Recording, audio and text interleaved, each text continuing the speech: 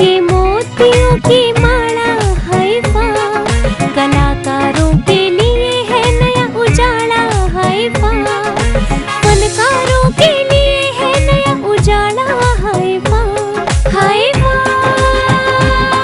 Haifa, हाइफा। जयराम जी की हाइफा परिवार के सभी आत्मीय सदस्यों को जनार्दन शर्मा की नमस्कार, शुभ आशीष व शुभकामनाएं।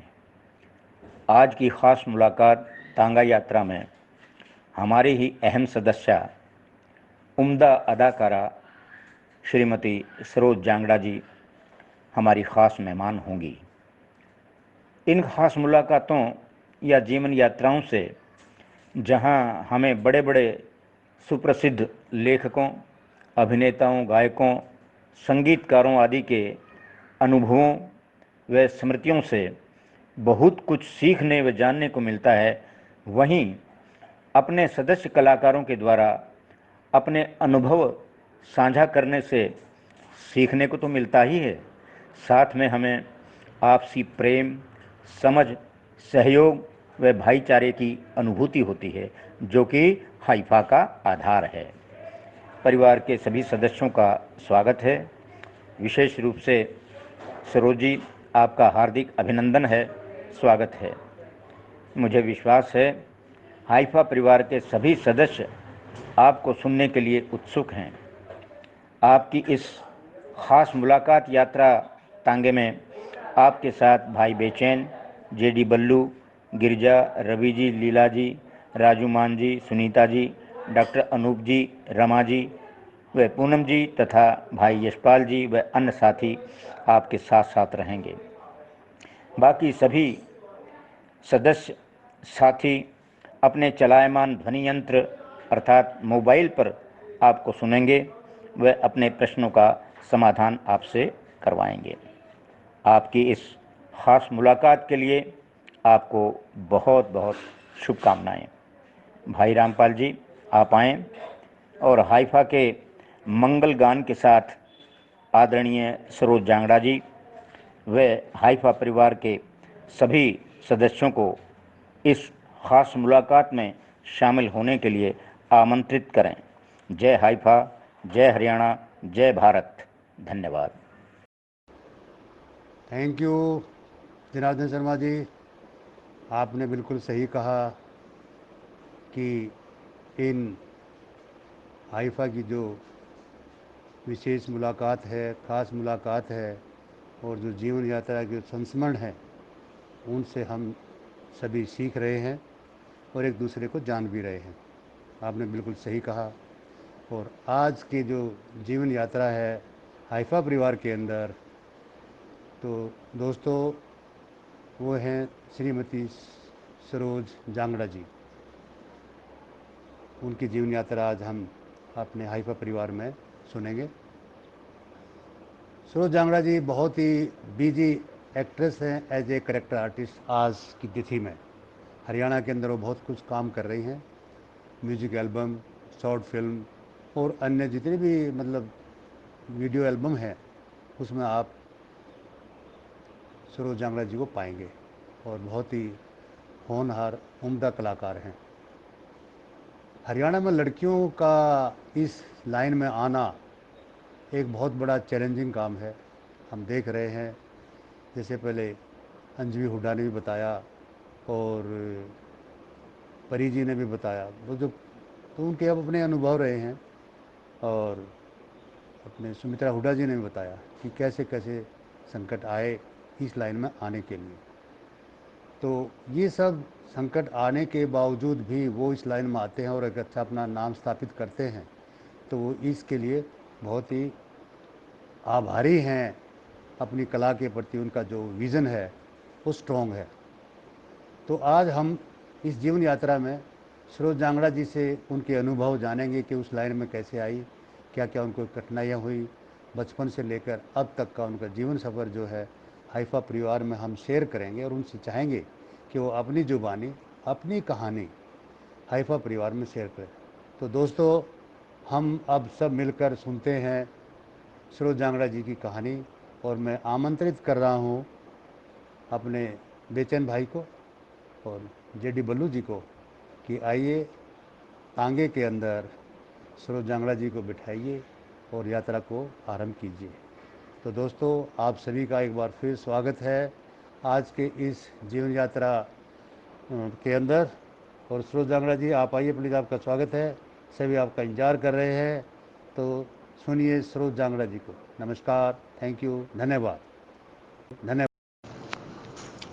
हाइफा परिवार के सभी माननीय सदस्यों को नरेश वत्स की तरफ से हाथ जोड़कर राम राम। और श्री सरोज जी का हम हाइफा परिवार में हृदय से स्वागत करते हैं और उनकी जीवन यात्रा के बारे में सुनते हैं। इस यात्रा को आगे बढ़ाने के लिए सहयोग के रूप में रहेंगे संदीप शर्मा जी, अपने गिरजा शंकर जी। गिरजा शंकर जी, आप भी बीच बीच में आइए प्लीज़। आप तो हर आर्टिस्ट को अपना तोहफा देते हैं, तो अपने बीच में संवाद भी कीजिए। और राजेश जी, आप भी साथ बनिए। और यशपाल जी आज संभवतः नहीं जुड़ पाएंगे क्योंकि वो अपने हवाई यात्रा में हैं और उनका मुझे लगता है जुड़ना कुछ समय के लिए संभव नहीं होगा, परंतु जैसे ही वो दिल्ली पहुंचेंगे तो वो भी जुड़ जाएंगे। तो सभी हाइफा परिवार के लोग प्लीज़ जुड़िए और सुनिए श्रीमती सरोज जांगड़ा जी को। हाँ, इस दौरान प्लीज़ आपसे अनुरोध है, जैसा कि हमारी कोई पार्टी है, कि जब किसी की जीवन यात्रा चल रही होती है या विशेष मुलाकात हो रही है तो उसके बीच में अन्य पोस्टिंग ना करें, क्योंकि उससे व्यवधान होता है उस यात्रा को आगे बढ़ाने में। तो आप बहुत अच्छा उसमें सहयोग कर रहे हैं, तो आगे भी सहयोग का ध्यान रखें। Thank you. सभी हाइफा परिवार के सदस्यों को मेरा नमस्कार और सादर प्रणाम। आज हम सरोज जांगड़ा जी की जीवन यात्रा में शामिल होंगे, जिनके बारे में हमारे आदरणीय जनार्दन शर्मा जी ने आपको बता ही दिया है। तो हम अभिनंदन करते हैं, स्वागत करते हैं और आशा करते हैं कि इनकी जीवन यात्रा हमारे लिए एक बहुत बड़ा प्रेरणा का स्रोत होगी, मार्गदर्शक होगी और हम इससे बहुत कुछ सीखेंगे। धन्यवाद, स्वागत और शुभकामनाएं। क्या बात है, गिरजा शंकर ने तो सरोज जांगड़ा जी को बहुत बड़ा तोहफा दे दिया है आज। हरियाणा की निरूपा राय, वाह वाह सरोज जी, आपका स्वागत है। प्लीज़ आइए। हरियाणा की निरूपा राय, ये कहा है गिरजा शंकर जी ने। थैंक यू गिरजा भाई। और रवि जी, आप भी आइए। धर्मेंद्र डांगी जी आइए, आपने भी इनके साथ काम किया है, तो आप भी जुड़िए और इनको सुनिए। Thank you. अंकल जी, मैं तो बीच बीच में क्या, मैं तो शुरू से लेकर एंड तक पूरा आज तक कोई एक भी नहीं छोड़ा मैंने। हाँ, पर आज मेरे को भी आपने बोल के आमंत्रित किया है तो अच्छा लगा। मैं पूरी यात्रा में रहता हूँ सर। अंकल जी कोई बात नहीं है, आप चिंता ना करो, साथ ही हैं। वेलकम सरोज जांगड़ा जी।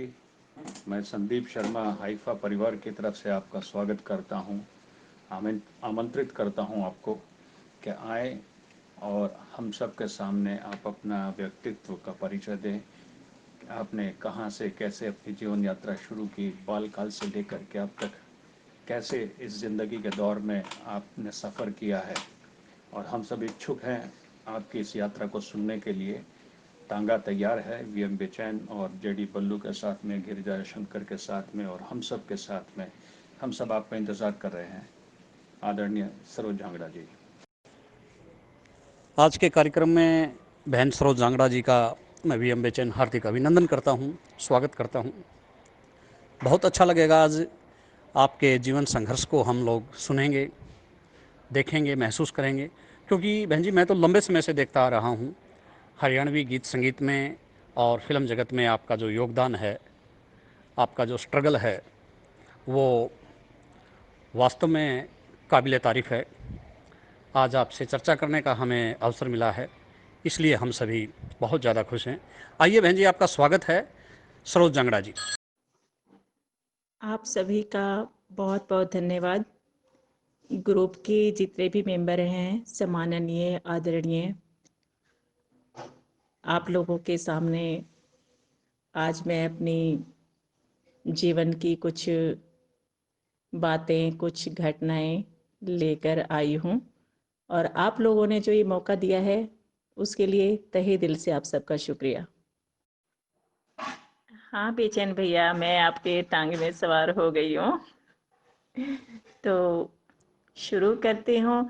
मैं सबसे पहले आप सबसे कहना चाहूँगी कि मैं बहुत अच्छी वक्ता नहीं हूँ, मुझे बहुत अच्छा बोलना नहीं आता, काम से काम रखा है, ज़्यादा मैं कभी बातचीत कर नहीं पाई हूँ लाइफ में। आप सभी जानते हो कि मैं बहुत कम बोलती हूँ, ज़रूरी किसी बात पे ही थोड़ा एक्ट। अगर मुझसे कोई गलती हो जाए इस दौरान तो मैं पहले ही आप सबसे माफ़ी चाहती हूँ।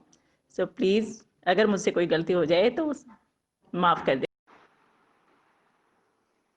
हाँ जी, तो मेरा जन्म है भिवानी के पास ही गांव है, गांव रानीला। तो 75 में मेरा जन्म हुआ था गांव रानीला में और मेरे पापा आर्मी में थे, मम्मी हाउसवाइफ और 4 बहन भाई हैं हम। तो सबसे बड़ी परिवार में मैं ही हूँ। कोई गलती नहीं होगी यहाँ। बिल्कुल जो पहली बार बोलते हैं वो भी आ चुके हैं सब, और बहुत शर्मीले और चुप रहने वाले भी आ चुके हैं। आप बिंदास आ जाओ। और आप तो वैसे भी हरियाणा की शान हैं। मैं सच बता रहा हूँ, आपके चेहरे से, आपकी एक्टिंग से, आपके हाव भाव से एक बहुत अच्छी पॉजिटिव एनर्जी निकलती है। और मैं सारे हाइफा परिवार को बताना चाहता हूँ कि दादा लक्ष्मी फिल्म की जो लोकेशन है वो सरोज जांगड़ा की वजह से मिली है मुझे, और सरोज जांगड़ा जी की वजह से मिली है, क्योंकि एक गाना इनको देखा था, राजू मान जी ने बताया कि देख ये भी है कच्चा मकान और ये घर है। तो इनसे फिर मैंने पूछा था कहाँ शूटिंग की थी, फिर इन्होंने बताया जगत परदेसी वाला गांव है जमाल, ऐसे ऐसे। तो thank you so much Saroj ji. और वाकई गिरिजा ने सही बोला है, आप हरियाणा की निरूपा राय हैं और निरूपा राय से भी आगे बढ़कर हैं। आपका बहुत बहुत स्वागत है। मैं 5 बजे की फ़्लाइट है, पूरा जुड़ नहीं पाऊंगा, लेकिन जितना हूँ थोड़ा बीच बीच में सुनता रहूँगा। Thank you so much. और बड़ी मतलब हम 2 बहनें हैं, दोनों जुड़वा बहनें हैं। उसके बाद में 2 छोटे भाई आए, तो वो मुझसे छोटी कहलाती है, मेरे बराबर होकर भी मैं बड़ी हूँ। तो आधे घंटे छोटी होकर भी हमेशा ये कहती है कि मैं छोटी हूँ, यहाँ मैं नुकसान में हूँ थोड़ा-सा। तो बाकी हम ज़्यादातर, मेरे पापा आर्मी में थे तो हम उनके साथ ही रहे हैं। गाँव में रहना बहुत कम हुआ है। Thank you so much Yashpal sir और इंदर लांबा जी, गिरिजा जी, संदीप जी, आप सभी का बहुत बहुत शुक्रिया। और आपका ये जो हौसला अफजाई है वो ज़रूर काम आएगी और मैं अच्छे से अपनी जीवन यात्रा को आप लोगों के सामने पेश कर पाऊँगी। सर, गांव में हम बहुत कम रहे, ज़्यादातर पापा के साथ रहे हैं। तो हमारी पढ़ाई भी लगभग कभी साल कहीं 2 साल कहीं, ज़्यादातर ऐसा ही रहा। और बड़ी होने के नाते, पहली संतान होने के नाते मैं अपने पापा की बहुत लाडली थी। बाकी बहन भाई मुझसे कम थे तो मेरे पापा मुझे बहुत प्यार करते थे। जो 6 साल पहले चले गए हैं हमें छोड़ के। तो जब मैं पढ़ाई कर रही थी तो शुरू से ही मैं बहुत ही संकोची स्वभाव की, कह सकते हैं आप, बहुत कम बोलने वाली। स्कूल में मैं इतनी शर्मीली थी कि स्कूल में मैंने कभी प्रेयर नहीं की। मेरी टीचर्स बोलती थी कि आज इसका नंबर है, चलो ये लड़कियां उठेंगी प्रेयर करवाएंगी, लेकिन मैं बहुत कोशिश करती थी कि कभी प्रेयर ना करवाऊं। लाइन में खड़े होना अच्छा लगता था, लेकिन सामने जाके प्रेयर करवाना मेरे बस की बात थी ही। फिर गांव में ही एक स्कूल था 10th तक, गर्ल्स स्कूल, उससे मैंने 10th कंप्लीट की। लगभग 6th 7th में हम गांव में रहने लग गए थे।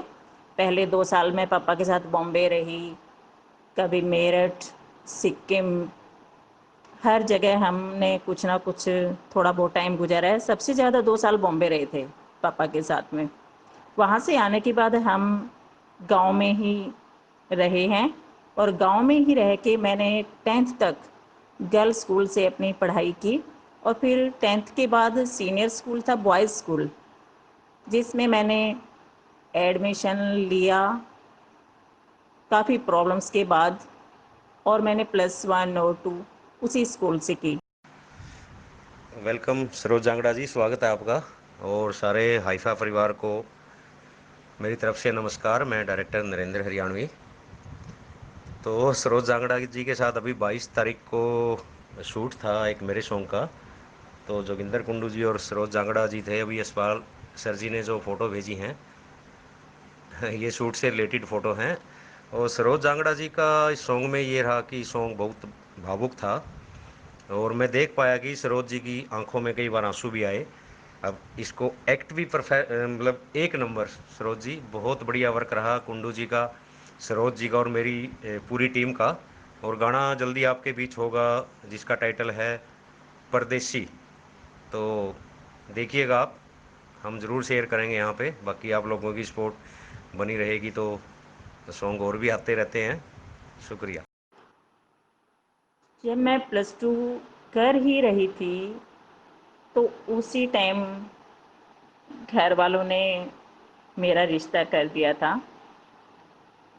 +2 करते करते मेरी शादी हो गई थी, क्योंकि गांव का माहौल था, और गांव में उस टाइम ऐसी चीज़ें होती थी। बॉयज़ स्कूल में लड़कियों का पढ़ना पसंद नहीं किया जाता था।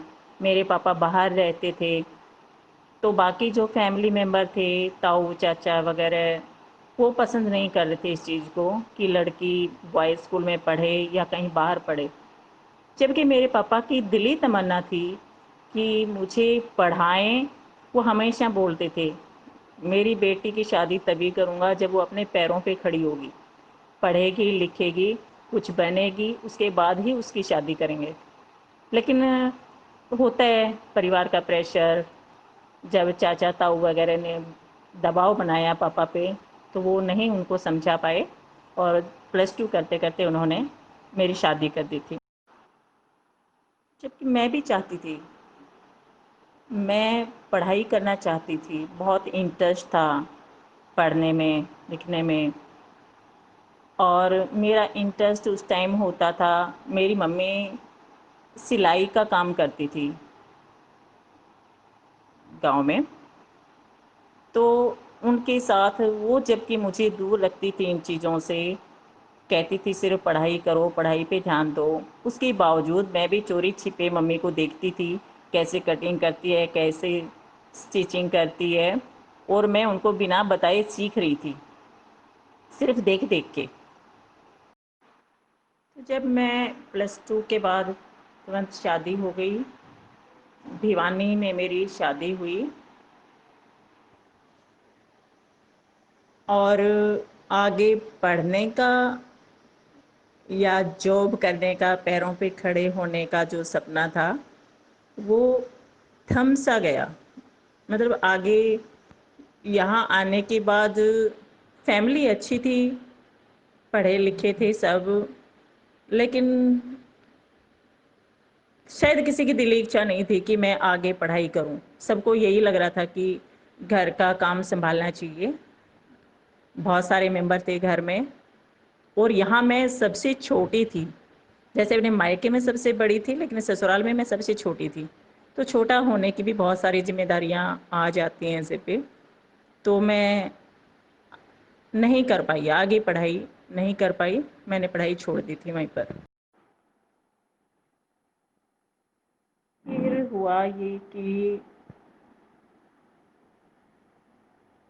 मेरे जो परिवार था, ससुराल था, उसमें सब मेरे जेठ जी, मेरी जेठानी सब गवर्नमेंट जॉब पे थे। तो एक उनका हमारे प्रति रवैया बहुत अच्छा नहीं था। कह सकते हैं कि वो पढ़े लिखे थे, दोनों वेल सेट थे, तो उनको ये लग रहा था कि ये इनकी जिम्मेवारी हमारे सिर पे आ गई, क्योंकि मेरे हस्बैंड ज़्यादा पढ़े लिखे नहीं थे और काम वाम थोड़ा सा कम ही कर पा रहे थे, उनके पास कोई जॉब नहीं थी, बहुत अच्छा कोई काम नहीं था। फिर हालात ये हुए कि सभी अलग अलग हो गए, मेरे जेठ जी अलग हो गए, और जब घर का कोई बच्चा कामयाब नहीं होता है तो उसका साथ कभी कभार माँ बाप भी नहीं दे पाते हैं। ये प्रॉब्लम है, पता नहीं हमारे हरियाणा में है या हर जगह पे है, कि जो बच्चा कामयाब होता है ना, पेरेंट्स भी उसी के साथ होते हैं। जो पीछे रह जाता है, किसी कारणवश वो सफल नहीं हो पाता लाइफ में, तो उसका साथ कम ही दे पाते हैं। बहुत ही सुलझी हुई और बहुत ही अच्छी आर्टिस्ट हैं सरोज जांगड़ा जी। फिर लगा कि घर की जिम्मेदारियां मेरे सिर पे हैं और मुझे कुछ करना चाहिए। तो मैं उस टाइम क्या कर सकती थी, मम्मी से मैंने सिलाई सीखी थी, मेरे को सिलाई का अच्छा खासा काम आता था, और मैं शुरू से ही बहुत एक्टिव हर चीज़ में नहीं थी, लेकिन दिमाग से बहुत कुछ कर गुजरने की एक दिमाग में रहता था। और मैंने जो फैशन डिजाइनिंग सीखी थी, मेरी मम्मी बहुत गांव के हिसाब से सिंपल कपड़े सिलाई करती थी, लेकिन मैं उस टाइम पे सुई धागे लेके हैंड वर्क करना, अपने ड्रेसेज में डिजाइन बनाना, वो सब कुछ मैंने शुरू कर दिया था उस टाइम। और कुछ नहीं, उस टाइम पे क्रोशिया चलते थे, मतलब कोई भी जो उस टाइम पे कर सकती थी लेडीजें, लड़कियां, वो हर काम मैंने कहीं से सीखे बिना ही सीख लिया था। तो मैंने ससुराल में आके भी सोचा कि अब मैं और क्या कर सकती हूँ, क्यों ना मैं सिलाई का अपना काम आगे बढ़ाऊँ। तो मैंने सिलाई का काम शुरू भी किया। सरोज जी नमस्कार, लीला सैनी बोल रही हूँ और आपको मैं बहुत स्टार्टिंग से ही सुन रही हूँ। बहुत अच्छा बोल रही हैं आप और अच्छा लग रहा है, और आपके साथ सभी जुड़े हुए हैं। आपका फिर से मैं स्वागत करती हूँ आपकी जीवन यात्रा सुनने के लिए। Thank you.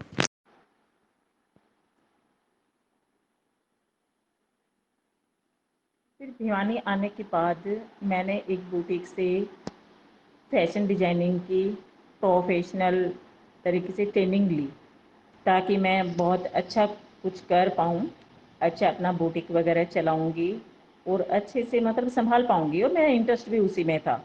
मेरा इंटरेस्ट था हाथ के कुछ काम, कलाकारियाँ, मतलब जिस कलाकार लाइन में मैं आज हूँ वो मेरे आसपास नहीं थी, लेकिन हाँ, कलाकारी में मेरा इंटरेस्ट था।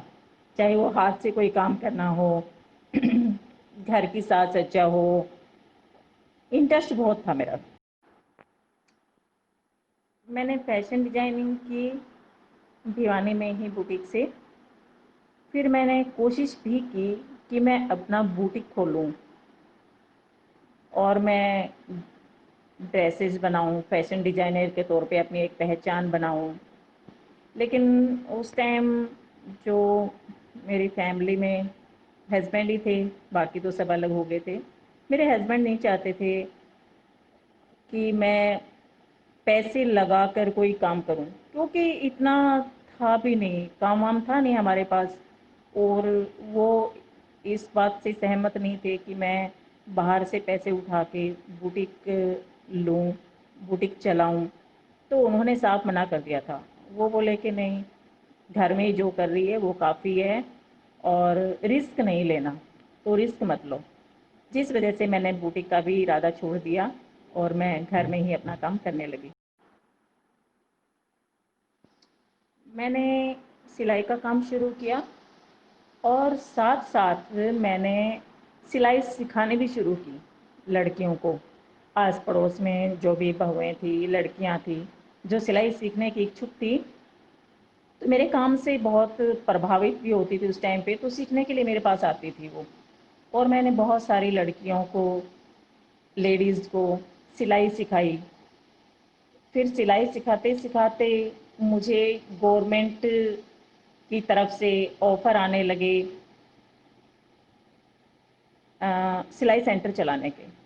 फिर रेड क्रॉस से, बहुत सारे सरकारी डिपार्टमेंट्स के, मैंने कई कम से कम 5-6 सरकारी जो अपने सिलाई सेंटर होते हैं उसमें एज ए टीचर मैंने काम किया। और सिलाई सेंटर भी मेरे ऐसे चलते थे कि जिसमें कम से कम 400 500 लेडीज़ें होती थी उस सेंटर में, जिसको मैं हैंडल करती थी, सिखाती थी।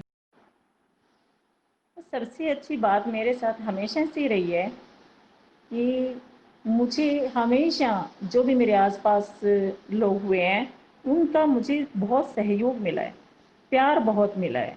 जब मैं सिलाई सेंटर चलाती थी तो उसमें वो लेडीज़ें, लड़कियां जो होती थी, मतलब शायद घर वाले भी कोई किसी को इतना प्यार नहीं करते, इतना नहीं चाहते जितना स्नेह मुझे उनसे मिलता था। पागलों की तरह मेरे पीछे पीछे रहती थी वो, एक एक पल ढूंढती थी। हर रोज़ छुट्टी के टाइम अच्छा लगता था जब डॉल कह रही थी कि हमारी गली से निकलना, आज हमारी गली से निकलना। वो माहौल अच्छा भी लग रहा था, फिर मेरा मन भी लग गया और 2 पैसे भी आ रहे थे, प्यार भी मिल रहा था, तो अच्छा चला। और कई साल तक मैंने सिलाई सेंटर चलाए, अलग अलग डिपार्टमेंट के। सिलाई सेंटर चलाने से पहले कुछ प्रॉब्लम्स ऐसी हो गई थी घर में, सबके अलग अलग होने के बाद, कि पैसे आना ज़्यादा ज़रूरी हो गया था। अब वो उस टाइम पे सवाल ही नहीं खड़ा होता था कि सोचा जाए कि हमारा इंटरेस्ट क्या है, हमें क्या करना चाहिए, हम क्या चाहते हैं। उस टाइम था कि घर चलाना है और अपने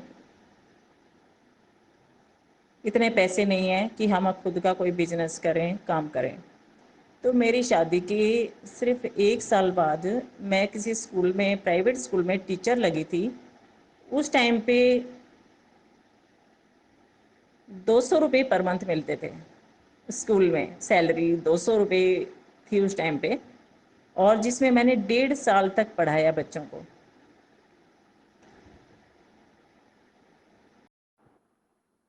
उसके बाद आगे बढ़ी और नेहरू युवा केंद्र, जो अपने सरकारी, उसमें एनएसवी की जॉब वगैरह होती हैं, और वो हमारे आसपास ही था, ज़्यादा दूर नहीं था। तो वहाँ पे मैंने अप्लाई किया, तो उसमें मैं एनएसवी लगी थी नेहरू युवा केंद्र में। उसमें मैं एनएसवी रही थी 2 साल तक। 2 साल तक एनएसवी रही और गवर्नमेंट से रिलेटेड था वो सारा ही। उसमें बाहर के काम भी होते थे, हमें कैंप वैम्प तो लगाने पड़ते थे, ट्रेनिंग के लिए बाहर जाना होता था। और मुझे जो जिम्मेदारी दी गई थी वो यही दी गई थी कि जहाँ भी सिलाई सेंटर सरकार की तरफ से चल रहे थे या कोई भी ब्यूटिशियन के कोर्स चल रहे थे, जो भी काम थे डिस्ट्रिक्ट भिवानी में, उन सब की देखभाल करना, उनको संभालना, ये जिम्मेदारी मेरी लगी थी। बहुत बढ़िया सरोज जी। तो 2 साल में एनएसवी रही। उस दौरान मेरी कलाकारों से, क्योंकि एनवाईके के जो नेहरू युवा केंद्र के प्रोग्राम होते रहते थे बाहर, डिस्ट्रिक्ट वाइज, स्टेट वाइज आते जाते थे लोग, तो उनसे मैं ऑफिस में ही मिलती जुलती रहती थी। लेकिन ऐसा कभी नहीं हुआ था कि मैं कभी सोचूं कि मुझे भी पार्टिसिपेट करना चाहिए, या डांसिंग प्रोग्राम है या ये एक्ट है, ये नाटक है, मैं उनमें भाग लूं। क्योंकि मैं बहुत गहरी सोच लगा लो, क्या बोलूँ, मैं सोच ही नहीं पाती थी। मतलब मैं नहीं चाहती थी, मेरी जो सोच थी शादी से पहले भी, शादी के बाद भी, हमने सुना था घर वालों से, मम्मी से, चाची ताई से कि औरत का काम शादी के बाद इतना ही होता है कि वो अपने घर को कितने अच्छे तरीके से संभाल सकती है। मतलब उसकी जिम्मेदारी कोई दूसरी जैसे होती नहीं है। अपने घर को कितने प्यार से, अपने रिश्तों को कितना संभाल कर रख सकती है, इससे आगे उसकी कोई लाइफ होती नहीं है। फिर वो भी 2 साल के लिए ही था। नेहरू युवा केंद्र मैंने छोड़ दिया था, लेकिन बात तो वही थी, काम तो करना था। इसलिए कभी कहीं, कभी कहीं, कभी किसी शॉप पे, किसी बुटीक पे एज ए कारीगर, तो कभी किसी प्राइवेट किसी संस्था में, किसी को ऑफिस में एज ए रिसेप्शनिस्ट। मतलब फिर तो क्या बताऊं मैं आप लोगों को, बहुत सारे काम बदले मैंने, बहुत सारे स्कूल चेंज किए, कभी कहीं कभी कहीं, लेकिन कहीं किसी का माहौल पसंद नहीं आता, क्योंकि बहुत ज़्यादा बोलना चलना, मैं लोगों में बहुत जल्दी से इन्वॉल्व नहीं हो सकती, मेरा नेचर ऐसा नहीं था। मैं बीच में 50 लोगों के बीच में बैठ तो सकती हूँ बड़ी कंफर्ट, लेकिन अगर मुझे कोई बोलने के लिए कहे, कोई क्वेश्चन करे, तो मैं बोल नहीं पाती थी। बस बोलना आता नहीं था, या पता नहीं मैं संकोची स्वभाव की थी, इसलिए मैं नहीं बोल पाती थी किसी को कुछ भी। फिर ऐसे ही करते करते एक ऑफिस में मैं रिसेप्शन पे लग गई थी एज ए रिसेप्शनिस्ट। तो वो ऑफिस था हाउसिंग फेडरेशन का, लिमिटेड कंपनी होती है जो घर बनाने के लिए लोन वगैरह देते हैं। सोसाइटी थी, हाउसिंग फेडरेशन सोसाइटी, तो उसमें मैं लग गई थी। और वहाँ बैठे बैठे मैंने बुटीक का काम किया था, मेरा ध्यान तो वहीं रहता था। मैं बैठे बैठे, कुछ काम ज़्यादा होता नहीं था, अपने उस पर कॉपी पेन लेती और उस पर डैश डिजाइन करने बैठी रहती और सारा दिन टाइम पास कर देती। उसी टाइम वहीं पर मेंबर थे हाउसिंग फेडरेशन की, उन्होंने एक दिन मेरी वो कॉपी देखी, बोले सरोज जी आप ये डैश डिजाइनिंग का काम करते हो? हाँ करती हूँ, लेकिन अपना अपना करती हूँ, अब मैं बाहर का नहीं करती। तो बोले ठीक है। फिर उन्होंने मुझे ऑफ़र भी किया कि ऐसा करते हैं, हम आपको लोन दे देते हैं और आप अपना बुटीक खोल लो। लेकिन पता नहीं क्यों मेरी तो इतनी हिम्मत थी नहीं कि रिस्क लूँ। तो मेरे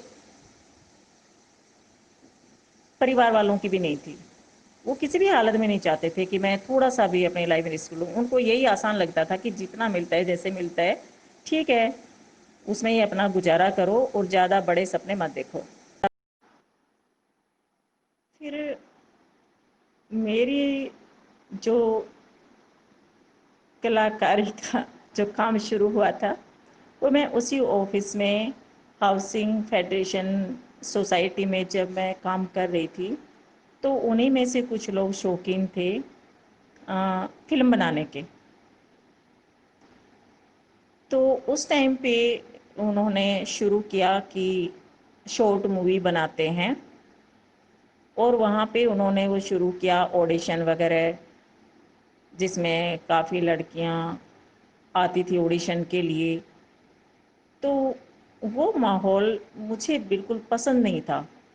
मतलब मैं वहाँ बैठती ज़रूर थी, लेकिन ऑडिशन देने आ रही हैं वो लड़कियाँ, मैं सोचती थी मतलब क्या, क्यों, मतलब ऐसे काम की हमें क्या ज़रूरत है, क्यों करना चाहिए। मुझे पसंद ही नहीं था, क्योंकि शुरू से जो गांव का जो रहन सहन होता है, गांव में जो बताया जाता है हम उसी पे अमल करते हैं। उससे बाहर की ज़िंदगी तो ना हमने देखी होती है और सोच भी नहीं पाते, क्योंकि घर वाले एक ही बात बोलते हैं, स्कूल, स्कूल से घर, उससे आगे आप किसी चीज़ पे ध्यान नहीं मत दो। तो हमने भी नहीं दिया था, इसलिए मुझे वो काम ऑडिशन और जो लड़कियां जिस ड्रेसअप में आती थी वहाँ पे, मुझे नहीं अच्छा लग रहा था। और मुझे वो माहौल अच्छा नहीं लगा, मेरे नेचर को शूट नहीं कर रहा था। तो 2-3 दिन मैंने देखा, उसके बाद मैंने ऑफिस छोड़ने का सोच लिया। उन्होंने मुझे कहा, सरोजी आप क्यों छोड़ रहे हो? तो मैंने उनसे कहा कि नहीं पसंद है मुझे, आप जो ऑडिशन के नाम पे, मुझे नहीं पता ये ऑडिशन क्या चीज़ होती है, क्या चल रहा है, लेकिन पता नहीं क्यों मुझे ये माहौल अच्छा नहीं लग रहा है और मैं इस माहौल में रह नहीं सकती। इसलिए मैं ये जॉब छोड़ रही हूँ, आप लोगों का काम छोड़ रही हूँ। लेकिन कहते हैं सब एक जैसे नहीं होते। मुझे मेरी लाइफ में अच्छे लोग बहुत मिले, बुरा कोई नहीं मिला, अच्छे बहुत मिले, बाकी नॉर्मल तो रहते ही हैं। उन्हीं में से अच्छे लोग भी थे जो जिनको ये पता था कि काम मेरे लिए ज़रूरी है और मेरे स्वभाव से भी वो परिचित हो चुके थे। 1-1.5 साल हो गया था मुझे उनके साथ काम करते हुए। तो उनमें से 1-2 मेंबर थे जिन्होंने मुझे समझाया कि सरोजी, जो आपको पसंद है वो सबको पसंद तो नहीं होगा, और अगर हम ऑडिशन ले रहे हैं तो ज़बरदस्ती ना तो किसी को बुला रहे हैं, ना ही हम किसी को फोर्स कर रहे हैं, किसी के ऊपर कोई दबाव नहीं डाल रहे हैं। जिसकी जो खुशी है वो कर रहा है। तो आपको जो चीज़ें पसंद नहीं है, आप अपने लिए उन चीज़ों को संभाल के रखो। आपकी हम रिस्पेक्ट करते हैं, दिल से करते हैं, और आपके लायक ना तो ये काम है और ना ही आप, हम भी कभी नहीं चाहेंगे कि आप इस दिशा में कुछ करेंगे या जो भी होगा, लेकिन ये हमारा काम है, हमें करना है। तो प्लीज़ आपसे रिक्वेस्ट है कि आप इसमें कोई इंटरफेयर ना करें, आप अपना काम करो। आपके साथ अगर कुछ भी छोटी सी भी कोई प्रॉब्लम आती है, उसकी जिम्मेवार हम हैं। और ये सुनकर मुझे कहीं ना कहीं समझनी पड़ी वो बात। मुझे भी लगा कि हाँ, सारी दुनिया को तो मैं सुधार नहीं सकती, मुझे तो इसी बात से मतलब होना चाहिए कि मुझे क्या करना है। फिर उन्होंने एक शॉर्ट मूवी का शूट रखा, ऑडिशन वगैरह सब हो चुके थे। ये और बात है कि ऑडिशन सिर्फ नाम का ही था, उसमें से कोई भी एक आर्टिस्ट नहीं था ऐसा जिसने उस मूवी में काम किया। डैनियल जी बहुत पॉपुलर कैमरामैन हैं, वो थे। और कोई गीता वर्मा दिल्ली से आर्टिस्ट थी, सतीश बब्बर जी, मतलब अच्छे लेवल पे उन्होंने काम स्टार्ट किया। और सवेरा नाम से, सॉरी, उपहार, सबसे पहले शॉर्ट मूवी की थी उपहार, और वो थी बच्चा एडॉप्ट करने पे, बच्चा गोद लेने के ऊपर वो स्टोरी थी पूरी, जिसमें काम किया था सतीश बब्बर, सुरेंद्र सांसी, बहुत सारे अच्छे कलाकार थे उसमें। पूरी टीम बाहर की थी, बॉम्बे या दिल्ली से, हरियाणा से उसमें कोई भी नहीं था।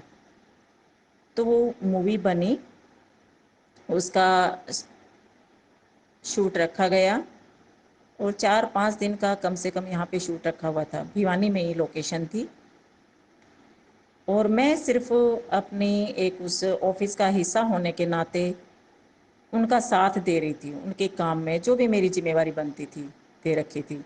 शूट से मुझे कोई लेना देना नहीं था, ना ही मैं कोई इंटरेस्टेड थी उसमें, कुछ नहीं, बस जो जिम्मेदारी दी थी और मैं कर रही थी। फिर हुआ ऐसा कि यहीं हलवासिया स्कूल है अपने भिवानी में ही, बहुत पॉपुलर स्कूल है, उसमें शूट चल रहा था। तो गीता वर्मा और एक मॉडल थी जिसका नाम मुझे ध्यान नहीं आ रहा, वो दिल्ली से थे। और गीता वर्मा नाम से जो फीमेल आर्टिस्ट थी, उसका कैरेक्टर था टीचर का। लेकिन यहाँ सेटअप क्या था, हर चीज़ हो चुकी थी, कैमरा वैमरा सब सेट हो चुके थे। और गीता वर्मा जो आर्टिस्ट थी, टीचर का कैरेक्टर जिसको करना था वो नहीं पहुंची शूट पर। जब बाहर की टीम थी, बॉम्बे से या दिल्ली से आए हुए हैं, तो जाहिर सी बात है उनका अच्छा खासा बजट लग रहा था उसमें। और जब एक आर्टिस्ट नहीं आई जिसके ऊपर पूरा सेटअप तैयार किया गया था, तो परेशान हो गए पूरी टीम। हमारे जो प्रोड्यूसर थे वो बहुत परेशान हो गए इस बात से कि सिर्फ एक आर्टिस्ट की वजह से आज का पूरा नुकसान होगा। और कोई भी हो, नुकसान नुकसान भी देखा जाए इंसल्ट सी होती है कि स्कूल हमने लिया है, फिर उसमें हमने बच्चों की छुट्टी करवाई है, उसके बाद जाके शूट रखा गया था वहाँ पे, और वो आर्टिस्ट अगर टाइम पे नहीं पहुँची है तो फिर मुश्किल होता है किसी को जवाब देना, और नुकसान भी होता है। तो उस टाइम पे जो हमारी टीम थी वो बड़ी परेशान हो गई, क्या करें, किसी को कुछ नहीं समझ में आ रहा था। जब कोई नहीं समझ पाया तो डायरेक्टर थे उस टाइम पर विशाल दुग्गल जी, जो भिवानी के आसपास से ही थे। उसके बाद तो मेरा मिलना जुलना उनसे हुआ नहीं कभी। विशाल दुग्गल जी डायरेक्टर थे, वो मेरे पास आए तो उन्होंने मुझसे कहा कि सरोज जी प्लीज़, अपनी एक आर्टिस्ट नहीं आई और वो टीचर का कैरेक्टर आप कर लो। और मुझे उस बात के ऊपर मतलब गुस्सा आया बहुत। मतलब आपने सोच कैसे लिया कि मैं ये काम करूँगी? मुझे करना ही नहीं है।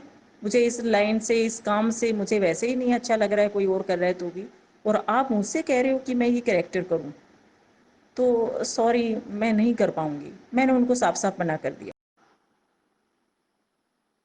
मना करने के बावजूद भी ऐसा हुआ कि फिर पूरी टीम, क्योंकि ऑप्शन कोई दूसरा था ही नहीं कि कोई और करे, या तो वहाँ से अपना उठा लो, सब पैकअप करो और नुकसान सहो, या फिर कोई ना कोई उस कैरेक्टर को करे। फिर पूरी की पूरी टीम, वो जो हमारे प्रोड्यूसर थे, कृष्ण कुमार दुहान जी थे, वो मुढाल से, वो बहुत अच्छे इंसान थे नेचर वाइज, और बहुत ही रिस्पेक्ट देने वाले। मतलब उन्हीं के बलबूते शायद मैं 1 डेढ़ साल तक वहाँ काम कर रही थी, क्योंकि वो बहुत अच्छे इंसान थे, सबके बारे में अच्छा सोचते थे। वो मेरे पास आए और उन्होंने मुझसे बोला कि सरोज जी, मैं खुद नहीं चाहता कि आप इस लाइन में काम करो, लेकिन अपना कम से कम कितना नुकसान हो जाएगा आप सोचो, और ये प्रोडक्शन तो अपना ही है, आप भी उस टीम का हिस्सा हो, और टीचर का ही कैरेक्टर है, ऐसा कोई काम आपसे करवाएंगे भी नहीं जो आपको नहीं करना चाहिए। तो प्लीज़ हम सब आपसे रिक्वेस्ट करते हैं कि आप ये टीचर का थोड़ा सा कैरेक्टर और आप कर लो। तो मैं कैसे एक्सेप्ट कर सकती थी? एक बात तो ये थी कि मैं रेडी नहीं हूँ, मुझे एक्टिंग का पता ही नहीं, एक्टिंग होती क्या है, जिसके आसपास से भी निकली नहीं मैं कभी। और मैं एक्सेप्ट भी करूँ तो किस हिसाब से करूँ, क्या सोच के करूँ, मेरी कुछ भी समझ में नहीं आ रहा था। लेकिन जब सारे ऐसे बोल रहे थे तो मुझे लगा कि हाँ, मेरी जिम्मेवारी बनती है, जिस परिवार का मैं हिस्सा हूँ, जिस टीम का मैं हिस्सा हूँ, उसका नुकसान होता है या उसको कहीं भी, मतलब मुझसे नहीं हुआ, मैं समझ सकी। मेरे को लगा कि मुझे इस टाइम पे अपने बारे में सोचने की बजाय अपनी टीम के बारे में, अपने प्रोडक्शन के बारे में सोचना चाहिए जिसका नुकसान होगा। और मैंने सबके दबाव में आकर या फिर कुछ सोच समझ के मैंने उसके लिए यस बोल दिया। और जब वो सीन हुआ तो मुझे खुद को पता ही नहीं था, मतलब मैं तो बस ठीक है, मुझे अपने प्रोडक्शन की, अपनी टीम की इज्जत बचानी है और उनको नुकसान से बचाना है, ये सोच के मैं वहाँ खड़ी हो गई और मैंने वो काम किया। तो खुद कैमरामैन जो अपने डैनियल जी थे वो तालियां बजा रहे थे उस टाइम पे। मतलब मैं समझ ही नहीं पाई क्या था वो क्या नहीं था, मुझे आज तक भी नहीं पता मैंने उस टाइम पे क्या किया होगा।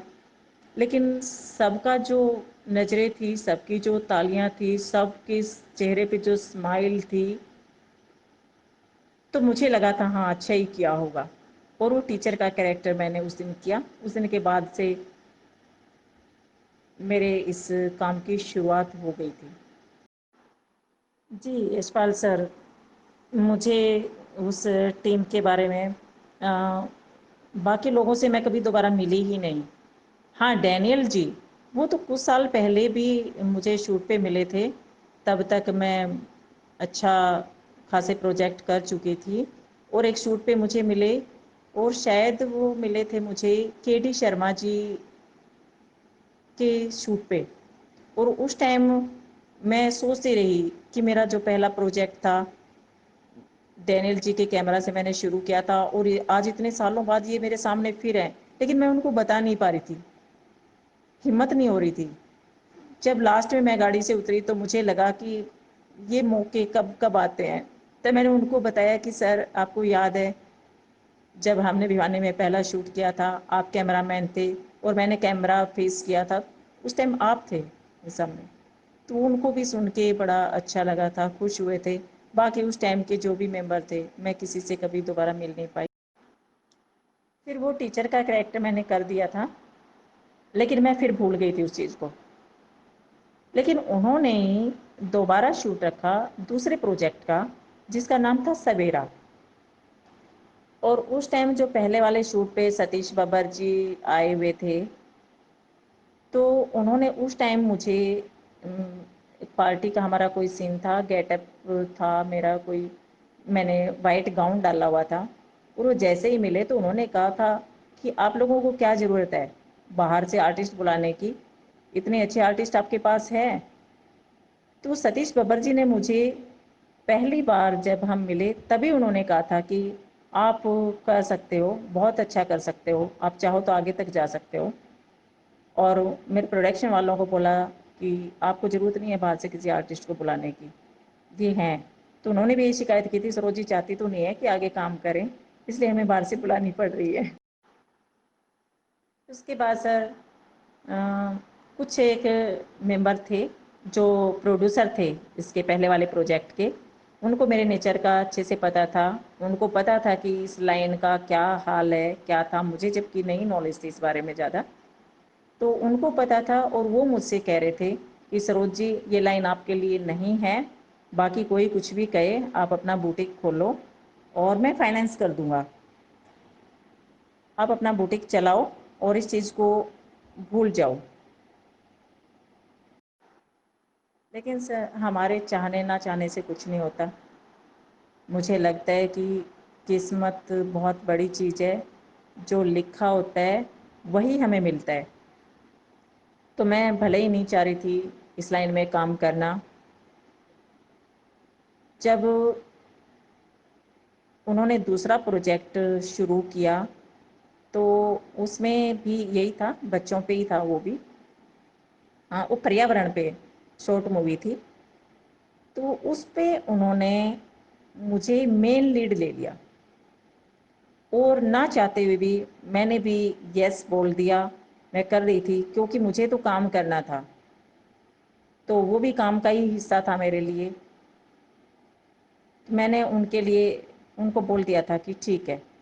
उसकी मैंने स्टोरी सुनी थी पूरी, तो बहुत ही साफ़ सुथरी और अच्छी। उसमें भी मैं एक 8-10 साल के बच्ची की माँ थी, 8-10 साल की एक बच्ची थी जिसकी माँ का रोल मुझे करना था। और मेन लीड में मैं उस मूवी में आई थी। और उसमें मेरे हीरो थे जाकिर खान बॉम्बे से, और बाकी पूरी टीम थी। और मुकेश राव शायद डायरेक्टर थे, मुकेश राव जी बॉम्बे से ही थे उस टाइम, शायद बता रहे थे। राजकुमार संतोषी जी हैं जो उनके असिस्टेंट डायरेक्टर। बहुत ज़्यादा नॉलेज नहीं है क्योंकि ज़्यादा पूछती नहीं थी मैं, तो जहाँ तक मुझे ध्यान आ रहा है ऐसा कुछ था। हाँ थे बॉम्बे से वो मुकेश राव जी। उसके बाद सब काम शुरू हुआ, मैंने वो मूवी भी कर ली। उसके बाद मेरे पास ऑफ़र आने शुरू हो गए थे। उस टाइम बनते थे ये भलारा जी के, और ये नाटक करते थे अम, सतपाल रोटिया था, एक ये सिंहपुरिया जी थे, बलारा जी थे। उस टाइम पे ये नाटक शुरू हो गए थे, संदूक में बंदूक वगैरह सब। और काम करने वाले बहुत कमी होती थी फीमेल आर्टिस्ट उस टाइम पे। भिवानी से तो कोई भी नहीं थी। फिर एक आई थी टीना धवन के नाम से कर रही थी, तो उन्होंने मुझे ऑफ़र करना शुरू कर दिया था उन नाटकों के लिए। उसी दौरान फिर मॉडलिंग के लिए काफ़ी लोग आए, बहुत सारे मेरे पास ऑफ़र भी आए, बड़े भी आए, दिल्ली से भी आए, बॉम्बे के भी कुछ जानकार थे जो कहते थे कि आप ट्राई करो, वहाँ जाओ। लेकिन मेरे साथ प्रॉब्लम यही थी कि मैं हर तरह के माहौल में फिट नहीं बैठ सकती थी। एक इनसिक्योरिटी थी कि मैं अपने घर से बाहर जाके खो ना जाऊं। दूसरी जिम्मेदारी थी परिवार की, दो दो परिवारों की थी। ससुराल वाले, मैं बिल्कुल भी नहीं चाहती थी कि चाहे मेरा ससुराल हो या मेरा मायका हो, कभी कोई ये सुने कि आपकी लड़की ने, आपकी बहू ने ऐसा काम किया है जिससे उनको शर्मिंदगी महसूस हो। मैं कभी नहीं चाहती थी। मेरे लिए मेरी ज़रूरतें या मेरी इच्छाएं कोई मायने नहीं रखती थी। मेरे लिए सिर्फ़ एक ही चीज़ थी कि मेरे पापा मम्मी जो गांव के माहौल में रहते हैं, वो किसी से कभी सुने नहीं कि आपकी बेटी ने ये गलत काम कर दिया। मुझे लगता था जैसे कि कैसे सह पाएंगे वो, अगर उनको कभी किसी ने बोला कि आपकी बेटी ये कर रही थी, तो शायद वो सह ना पाएँ। और मेरे पापा को मुझ पे पहले ही इतना गर्व था, वो मुझे इतना प्यार करते थे, उनके लिए मैं बहुत कुछ थी। तो मैं कभी नहीं चाहती थी कि मैं चाहे भूखी मर जाऊँ, चाहे कुछ भी हो जाए, लेकिन कोई मुझे ये ना कहे कि सरोज तूने ये क्या किया, तुझे ये नहीं करना चाहिए था।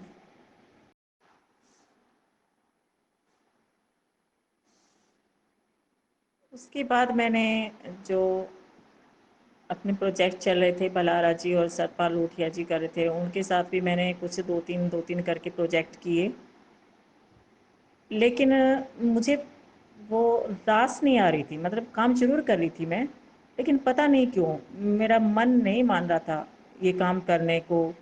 मैंने 2 प्रोजेक्ट भी कर लिए, 2-4 और भी मैंने शॉर्ट वो मूवी कर ली, लेकिन अंदर से मन मान ही नहीं रहा था कि ये काम मेरे लिए है, मुझे ये करना चाहिए। कहीं का मुझे माहौल पसंद नहीं आता था, कहीं मैं एडजस्ट नहीं हो पाती थी। अब इस लाइन में था नहीं, चुपचाप रहना, हम चुपचाप रहें, कुछ बोले नहीं, वो लोगों को नहीं भाती वो चीज़ें। इसी वजह से शायद मैंने उससे पहले भी, उसके बाद में भी बहुत सारी प्राइवेट जॉब करी। ये 4-5 प्रोजेक्ट के बाद मैंने ये काम छोड़ दिया था। 2 ढाई साल तक मैंने फिर सोच लिया था कि मैं ये काम नहीं करूँगी।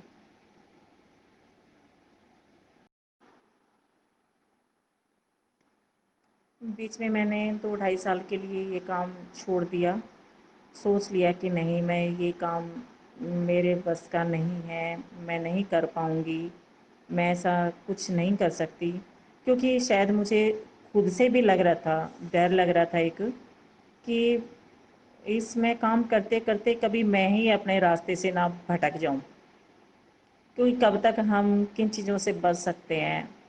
वो माहौल, वो फ्रैंक लोगों के बीच में कोई एक संकोची इंसान बैठा हो स्वभाव का, या तो लोग उसका मजाक बनाएंगे या फिर मुझे अपने जैसा बना लेंगे, ढाल लेंगे अपने साथ। और मैं किसी और के तरीके से ना चलना चाहती थी, और ना ही मेरी कोई इच्छा थी।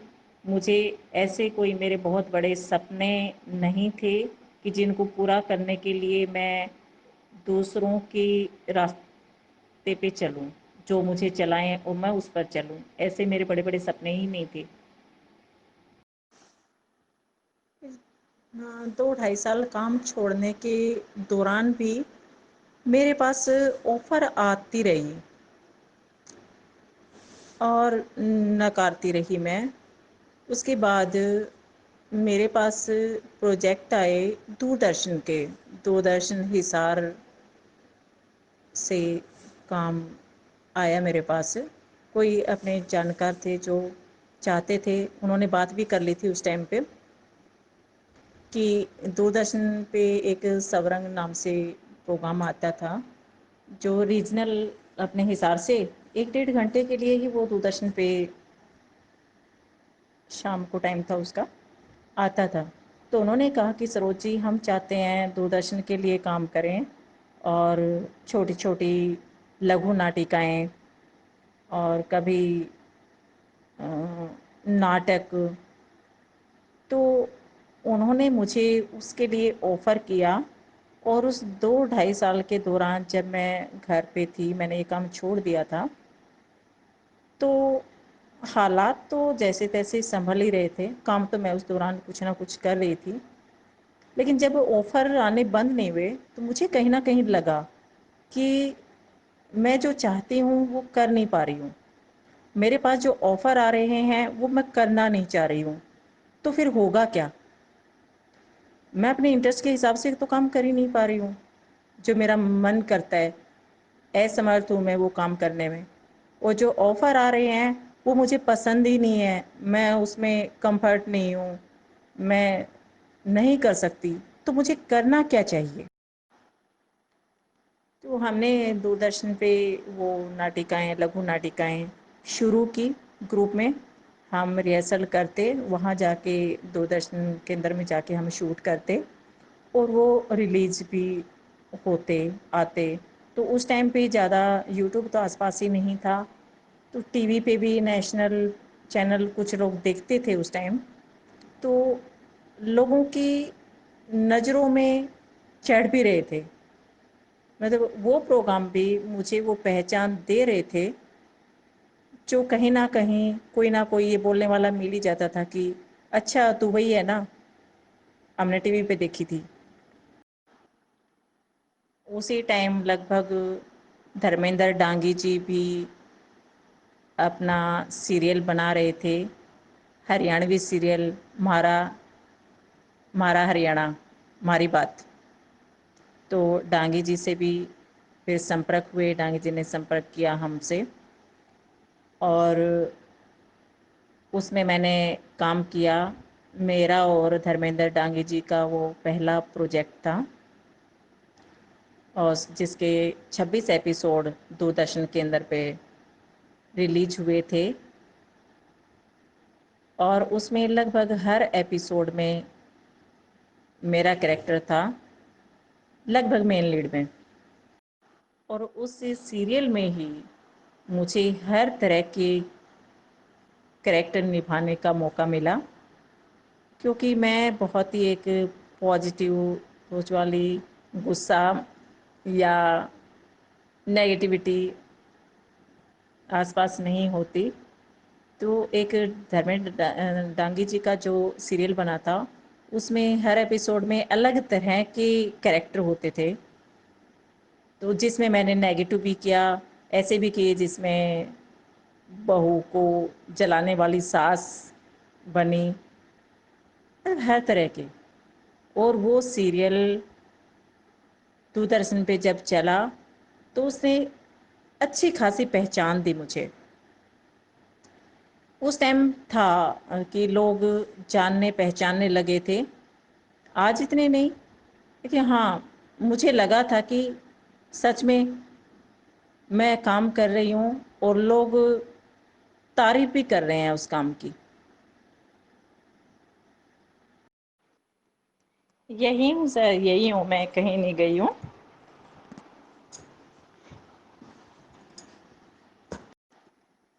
हाँ जी, जब डांगी जी के साथ मैंने सीरियल किया था, उस दौरान जो नाटक चलते थे, बहुत सारे मैं कर रही थी साथ-साथ में। लेकिन सर जब मैंने 2 ढाई साल का जो मैंने गैप दिया था काम को कि मैं नहीं करूँगी, ऑफ़र फिर भी मेरे पास आ रहे थे। तो दिमाग में यही चीज़ें चल रही थी कि जो काम आ रहा है वो नहीं कर रही हूँ मैं, और जो मैं कर रही हूँ उसका कोई फ़ायदा नहीं है, बेनिफिट नहीं है। तो दिमाग में आया, जब मैंने दोबारा काम शुरू किया तो एक ही बात तब तक मैं सोच चुकी थी, बहुत अच्छे तरीके से अपने दिमाग में रख चुकी थी कि मुझे ऐसा तो कोई काम करना नहीं है जिससे मेरे परिवार वाले या आसपास वाले, मेरे मम्मी पापा या किसी को भी कभी भी लाइफ में ये सुनने का मौका मिले कि आपकी बेटी ने गलत किया है। और मेरी जो शुरुआत हुई थी, प्रोजेक्ट जो मैंने उपहार किया था तो टीचर का किया, दूसरा जो मैंने प्रोजेक्ट किया था तो उसमें मैं माँ थी 8-7 साल की बच्ची की। तो मुझे ये समझने में ज़्यादा टाइम नहीं लगा कि क्यों ना मैं माँ के करैक्टर ही करूं, जिसमें ऐसा कुछ नहीं किया जाएगा या मैं कर भी नहीं पाऊंगी जो किसी को पसंद ना आए या ऑब्जेक्शन हो। और मैं ये ठान चुकी थी कि अब मैं जो भी काम करूंगी, काम तो करूंगी, क्योंकि मेरे पास आ यही रहा है, मेरे पास दूसरा ऑप्शन नहीं है। ऑप्शन है तो वो मुझे उस रास्ते पे जाना अलाउड नहीं कर रहे हैं। तो मेरे पास जो काम आ रहा है क्यों ना मैं उसी को करूं, और उसी को अपने विचारों से या अपनी समझ से इस लायक कर लूं कि किसी को प्रॉब्लम ना हो, किसी के मान सम्मान को ठेस ना पहुंचे, किसी को मेरी वजह से कुछ भी सुनना ना पड़े। मैंने डिसाइड कर लिया कि आगे से मैं जो भी कैरेक्टर करूंगी तो माँ के करूंगी। और शुरुआत भी हो गई, शुरुआत तो माँ के ही रोल से हुई थी मेरी। तो उस टाइम मेरी, जब मैंने ये काम करना स्टार्ट किया था, मेरी एज होगी लगभग 20-21। इतनी एज में मैंने ये काम शुरू किया था। और जब मैंने ये सोच लिया कि हाँ मैं माँ के रोल करूँगी, तो भगवान की मेहर मुझ पर रही, दया रही कि किसी ने मुझसे ये कहा ही नहीं कि क्यों आप इतनी एज में, मतलब माँ के रोल करोगे तो क्यों आप पे शूट नहीं करेंगे या आप नहीं कर सकते, आपको मॉडल बनना चाहिए। मतलब किसी ने कुछ नहीं कहा मुझे। यूँ लग रहा था जैसे सबको भी यही, सब यही चाहते थे कि मैं ऐसे कोई कैरेक्टर करूं, और जो मेरे, मतलब मेरी पर्सनैलिटी को शूट नहीं करते वो काम मैं कोई ना करूं।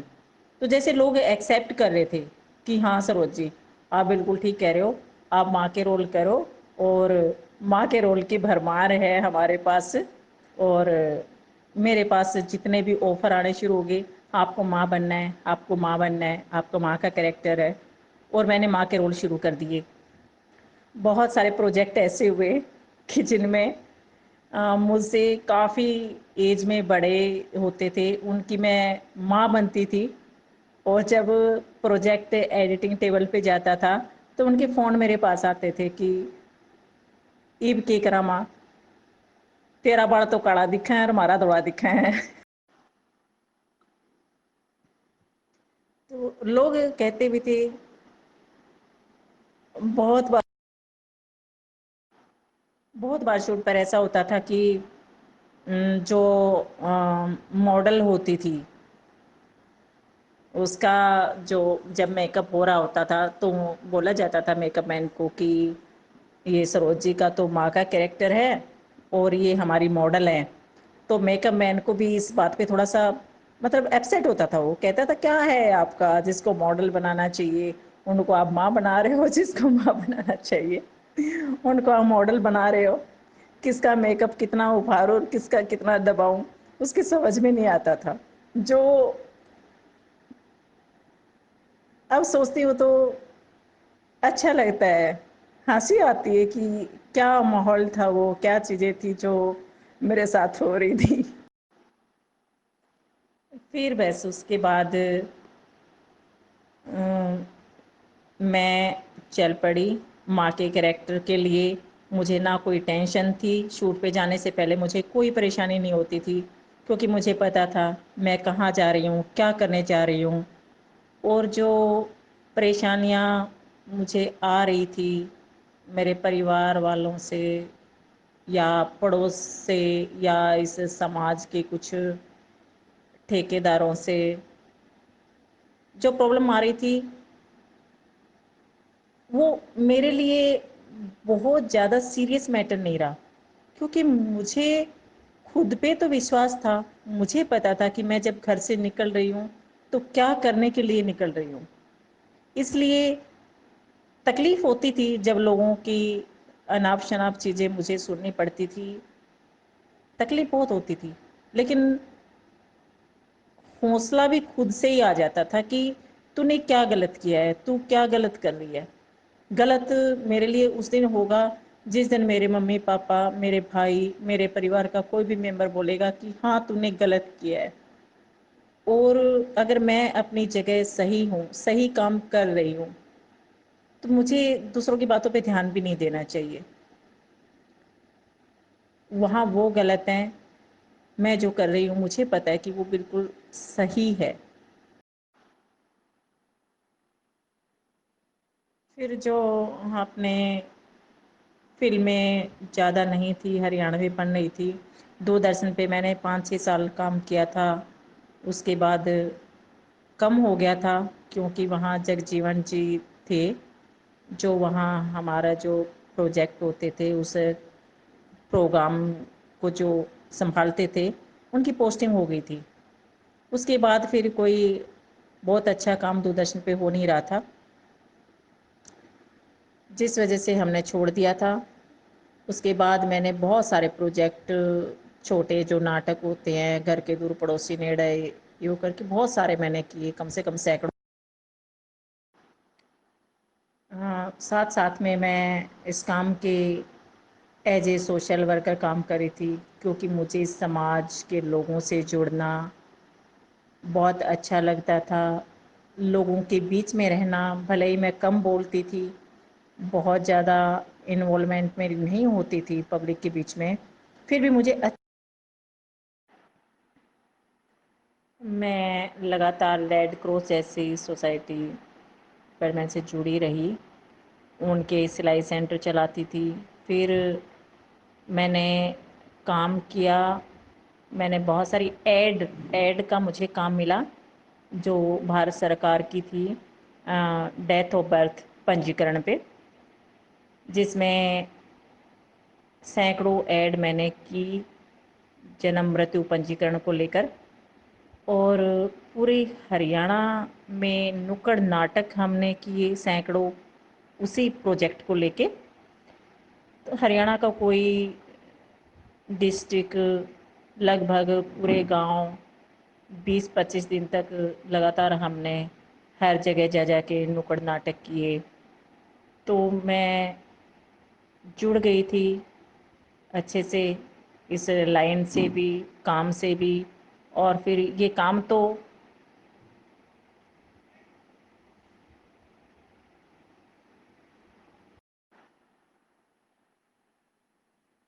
इसके बाद भी फिर एक टाइम आया, तो आप लोगों को शायद विश्वास ना हो इस बात पर कि सालों इस लाइन में काम करने के बाद भी मुझे यूँ लगता है कि जैसे मेरी किस्मत में ये काम लिख दिया था भगवान ने, मुझे कोई और ऑप्शन मेरे लिए छोड़ा नहीं था, इसलिए मैं ये काम कर रही हूँ।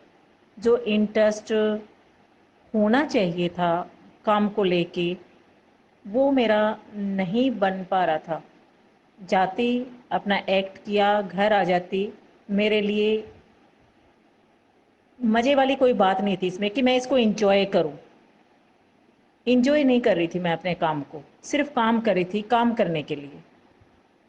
इसी वजह से कभी कभार हताश हो जाती कि मैं वो काम क्यों कर रही हूँ। इस कारण से मैंने 2 बार गैप दिया काम को, 2-2, ढाई-ढाई साल तक। जब लास्ट के 2-ढाई साल के बाद फिर मैं इसमें जुड़ी, तो मैं जुड़ गई मन से। 100% दिमाग में आ चुकी थी कि भगवान तुझसे कोई और काम करवाना ही नहीं चाहते हैं, तुझे तो करना है तो एक्टिंग करनी है और माँ के रोल अदा करने हैं। माँ के रोल करते करते मुझे हरियाणा में इतना प्यार, इतना दुलार कब मिल गया पता ही नहीं लगा। मैंने मूवी की, हरियाणवी मूवीज़ की, फाइटर की थी, कुर्बानी फाइटर, जिसमें राजू मानसर के साथ मैंने काम किया था। कुर्बानी की थी, तबाही की, अड़ियल गंवार किया, बहुत सारी मूवीज़ भी मैंने की, जिनमें से कुछ रिलीज हुई, कुछ नहीं हो पाई। लेकिन कमाल की बात यही थी कि मैं जिस दिन मैंने डिसाइड किया था माँ के रोल करूँगी, उस दिन से आज तक मैं माँ के रोल ही करती आई। बीच में मैंने अपनी सोच को बदला नहीं, जो सोच लिया था उस पे कायम रही। और जब मैंने ये सोचा था कि माँ के रोल करूँगी, कभी नहीं सोचा होगा कि ये माँ का जो कैरेक्टर मैं कर रही हूँ अपने आप को सेफ रखने के लिए, जो माँ का रोल करने का जो मैंने सोचा था, उसका मतलब एक ही था। अगर मैं मॉडल का काम करती, मॉडलिंग करती, तो मुझे डांस भी करना पड़ता, मुझे ऐसे कोई सीन भी करने पड़ते जो मैं नहीं कर सकती थी। मुझे याद है एक सीन था जो मैंने फर्स्ट मूवी की थी मेन लीड में, सवेरा, जाकिर खान जी हीरो थे जिसमें मेरे, उसमें एक सीन था और मैं अनकंफर्टेबल थी उसमें, मैं वो नहीं कर पाई थी। मैंने 2-3 रिटेक के बाद साफ साफ बोल दिया था कि नहीं, मैं ये सीन कर ही नहीं सकती, जबकि उसमें भी माँ का कैरेक्टर था, लेकिन छोटी मोटी चीज़ें, छोटा सा भी मैं नहीं कर सकती थी। मेरा जो एक सीमा थी, मैंने जिसके अंदर खुद को बांध लिया था, उससे बाहर जाना मुझे बिल्कुल भी गवारा था ही नहीं। धीरे धीरे हरियाणा का म्यूजिक आगे बढ़ा, गाने बनने शुरू हुए, एल्बम शुरू हुई, और एल्बम का जब दौर चला था उसी टाइम से मैं काम कर रही हूँ माँ के रोल। लगता है कि आजकल माँ बाप के लिए कुछ है गानों में करने के लिए, पहले नहीं था, लेकिन मैंने तो शुरू से ही माँ के रोल किए हैं, तो शुरू से ही मुझे तो अच्छा काम मिला।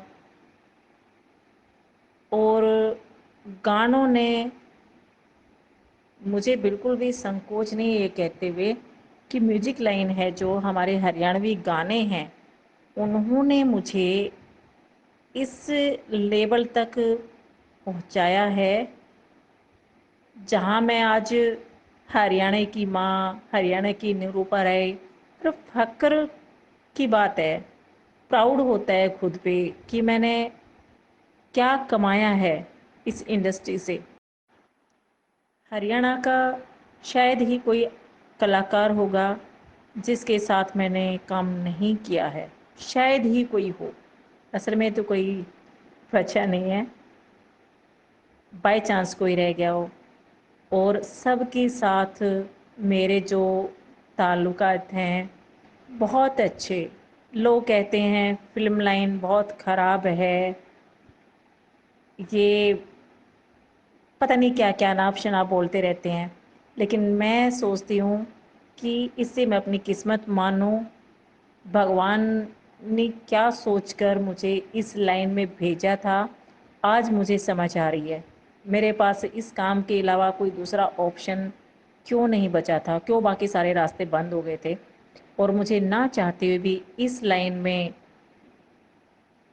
धकेल दिया, ना चाहते हुए भी मुझे इस लाइन में बनाए रखा और वो पहचान दे दी, वो प्यार दे दिया जो कल्पना भी नहीं कर सकते।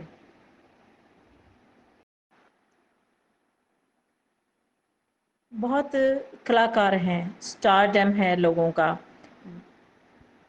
अच्छे चल रहे हैं।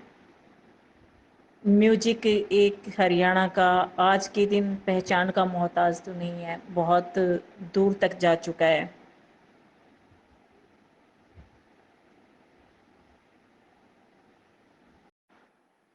और इस 23 साल के कैरियर में जो माँ के रोल से शुरू हुई और माँ के रोल पे ख़त्म हो गई, लेकिन हाँ अभी 2-4 दिन पहले एक शूट मैंने किया है, नरेंद्र हरियाणवी जी ने जो सॉन्ग किया है उसमें मेन लीड में आए हैं मैं और कुंडू जी, जबकि उन्होंने ये बोला था कि सरोज जी आप मेन लीड में, अब की बार तो आप ही हीरोइन हो हमारे गाने की। तो मुझे थोड़ा सा लगा था कि पता नहीं क्या है क्या नहीं है। फिर मैंने उनसे पूछा कि किस चीज़ को लेके सॉन्ग है, वो शहीदों पे है। तो मुझे लगा था हाँ भाई शहीदों पे सॉन्ग है तो उसमें कोई ऐसी चीज़ तो नहीं हो सकती ना जो नहीं करनी चाहिए। और फिर हूँ तो उसमें भी माँ ही, बच्चे की मेन लीड में हो गई अलग बात है, लेकिन हूँ तो एक बच्चे की, 3 बच्चों की, सॉरी 3 बच्चों की माँ हूँ मैं, जिसमें बड़े बड़े बच्चे हैं, समझदार हैं, तो कैरेक्टर तो वो माँ का ही रहा। और जो भी मुझे मिला है इस लाइन से मैं बहुत खुश हूँ इस चीज़ को लेके। मैंने बहुत पैसा नहीं कमाया होगा, मुझे नहीं पता स्टारडम क्या होता है, मुझे उसकी कोई चाह भी नहीं है, कोई भूख भी नहीं है, लेकिन आज मैं खुश हूँ इस बात को लेकर कि मैं एक बच्चे की नहीं, कितने ही बच्चे हो गए हैं मेरे इंडस्ट्री में, हर कोई मुझे माँ ही तो बोलता है, माँ माता के सिवा मुझे कुछ बोलता ही नहीं है। और कितना अच्छा लगता है तब जब फेसबुक पे, सोशल मीडिया पे, हर जगह कोई भी ये कमेंट करता है, ये मैसेज छोड़ता है कि हमारी माँ नहीं है, आपको माँ बोल रहे हैं क्या। तो मैं बयान नहीं कर सकती अपनी उस खुशी को, और बता नहीं सकती, शब्दों में बयान नहीं कर सकती इस चीज़ को कि मैंने इस लाइन से क्या पाया है।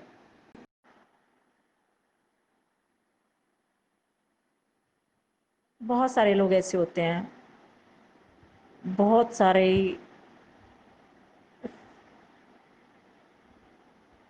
फीमेल आर्टिस्ट हैं जिनको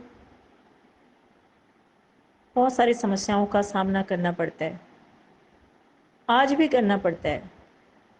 ये 20-22-25 साल पहले की बात जब मैं सोचती हूँ तो लगता है कि वो तो टाइम ऐसा था, उस टाइम पे लोगों की सोच इतनी ही थी जिस कारण से परेशानियाँ होती थी, लेकिन आज देखती हूँ तो और ज़्यादा परेशानियाँ हैं। मतलब फीमेल आर्टिस्ट आज भी परेशान ही हैं, आज भी उनको परेशानियों का सामना करना ही पड़ता है। बहुत अच्छे हालात तो आज भी नहीं हैं, और शायद अब मेरे पास कुछ बचा नहीं है बताने के लिए, या हो सकता है आप लोग जो पूछना चाहें, अगर मुझसे कोई क्वेश्चन है किसी का किसी भी बात को लेके तो आप मुझसे पूछ सकते हैं, शायद जवाब दे पाऊँ अच्छे से। कहाँ गए सब मुझे लगता है सब बोर हो गए सब प्लीज उठ जाइए आप लोग। सरोज जी ऐसे कैसे बोर हो सकते हैं और कैसे कोई सो सकता है आपकी बातें सुन के। सच में दिल जीत लिया, मतलब ये कोई बाजी नहीं थी कि दिल जीत लिया, लेकिन जो खुददारी है, जिंदा दिली है, जो हिम्मत है, सलाम है, उसी ने दिल जीत लिया है। And wish you all the very best Saroj ji. अभी तो सफ़र बहुत है अभी, और भी अच्छे अच्छे काम आएंगे आपके आंचल में, और करती जाइए। God bless you. Saroj ji, सारे सफ़र में फैमिली की कैसी क्या सपोर्ट रही? फैमिली में और कौन कौन है आपकी विवाहित ज़िंदगी में? सरोज जी, कोई भी बोर नहीं हुआ, सभी आपको सुन रहे हैं, इसलिए आप बोलते जाइए। जी, मेरे ससुराल वाली फैमिली में मेरे 2 जेठ जेठानियाँ, सास ससुर थे, अभी ससुर नहीं हैं, सास हैं, लेकिन जेठ वगैरह सब अलग अलग हो चुके थे मेरे आने के 1 साल के बाद ही। तो फिर हस्बैंड मेरे और मैं 2 ही थे, और 8 साल बाद मुझे फिर भगवान ने बेटा दिया, तो मेरा इकलौता बेटा है। बहुत बड़ा परिवार नहीं है मेरा, बिल्कुल छोटा सा परिवार। हस्बैंड बहुत पढ़े लिखे नहीं थे, जिस वजह से उनको बहुत अच्छे काम मिले नहीं, या नहीं कर पाए। फिर वो थोड़ा सा कुछ मनमौजी टाइप के भी थे, बहुत ज़्यादा ध्यान नहीं दे पा रहे थे चीज़ों पे, इसलिए घर की जिम्मेदारी शुरू से मुझे ही संभालनी थी, और भगवान ने मुझे उंगली पकड़ के चलाया, इसलिए मैं यहाँ तक पहुँच गई, और अपनी जिम्मेदारियों को भी,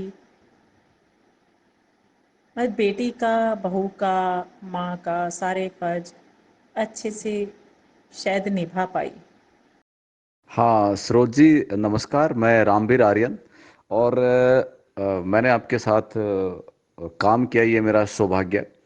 और ये हाइफा परिवार को धन्यवाद देना चाहूँगा, जो आप आज आपका सफ़रनामा सुन रहे हैं और हमें सुनवाने का मौका दे रहे हैं, क्योंकि हम, आप और हम साथी कलाकार रहे हैं, कई प्रोजेक्ट आप और ने और हमने किए हैं। लेकिन सही बताऊं तो मैं सफ़रनामा आपका मुझे भी नहीं पता था अब तक। मैंने भी अब कभी आपसे इस तरह का डिस्कशन नहीं किया कि आप क्या क्या आपने संघर्ष किया, आपका किस तरह से आना हुआ। तो प्लीज़ गो अहेड, आप ऐसे ही आगे बढ़ते रहें, और हम सब आपको सुन रहे हैं। आप लोग मेरा परिवार ही हैं।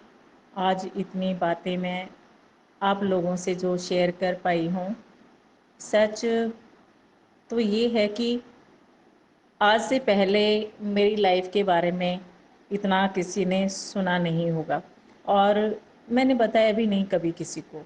मुझे ये लगता था कि अगर मैं अपनी फैमिली प्रॉब्लम्स को कहीं भी गलती से भी अगर शेयर करूँगी, तो उसका हर्जाना मुझे भरना पड़ेगा, क्योंकि ये दुनिया है, और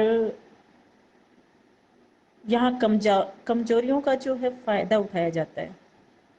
और फिर जब वो कोई महिला हो, तो उसके लिए सफ़र और ज़्यादा मुश्किल हो जाता है। इसलिए मुझे सही यही लगता था हमेशा से कि घर की चीज़ें घर तक रहनी चाहिए, उसको बाहर मत जाने दो। और ये बाहर वालों को क्या, मैंने तो अपने माँ बाप को भी कभी अपनी ज़ुबान से नहीं बताया, हमेशा से ही कोशिश करती रही कि उनको भी कभी महसूस ना हो कि उनकी बेटी किन्हीं परेशानियों से गुजर रही है। सरोज जी, ये जो बार बार जो 2-3 बार आपने पड़ाव लिए हरियाणवी फिल्म इंडस्ट्री से, तो ऐसा क्या माहौल था जो आपको बार बार रोक लेता था कि मुझे इस कलाकारी के फील्ड में नहीं जाना? और ऐसी क्या समस्या थी कि क्या आप चाहेंगी कि जो हमारी जो नेक्स्ट जनरेशन है और जो हमारी बहन बेटियां इस लाइन में आना चाह रही हैं, उनके लिए किस तरीके का एक व्यक्तित्व होना चाहिए, क्या उनकी जिम्मेदारी होना चाहिए? प्लीज़ अगर आप वो भी हमसे शेयर कर सकें तो। Thank you so much Saroj ji. Sandeep ji, जो मैंने पड़ाव लिए बीच में, अगर आप, सच तो ये है कि मेरी अपनी ही सोच ऐसी थी, मेरी सोच एक दायरे तक सीमित थी। मैं बता रही थी कि गांव में पली बड़ी हूँ और गांव में मम्मी हाउस वाइफ है, मेरी चाची ताई जो थी वो खेती बाड़ी का ही काम करते थे, कोई पढ़ा लिखा नहीं था। 10th +2 मेरी फैमिली में उस टाइम पे मैंने ही की थी, मतलब भेजते ही नहीं थे, स्कूल में भेजना नहीं चाहते थे लड़कियों को खास हिदायतें दी जाती थी। जैसे मेरे पापा तो बाहर रहते थे, लेकिन मेरे ताऊ चाचा वो ऐसे थे कि अगर कहीं रास्ते में, स्कूल के रास्ते में भी खड़ी दिख गई तो छोरी तेरी टांग काट देंगे, गेटी उड़ा देंगे, मतलब इस टाइप का सा एक माहौल होता था। तो उसमें हम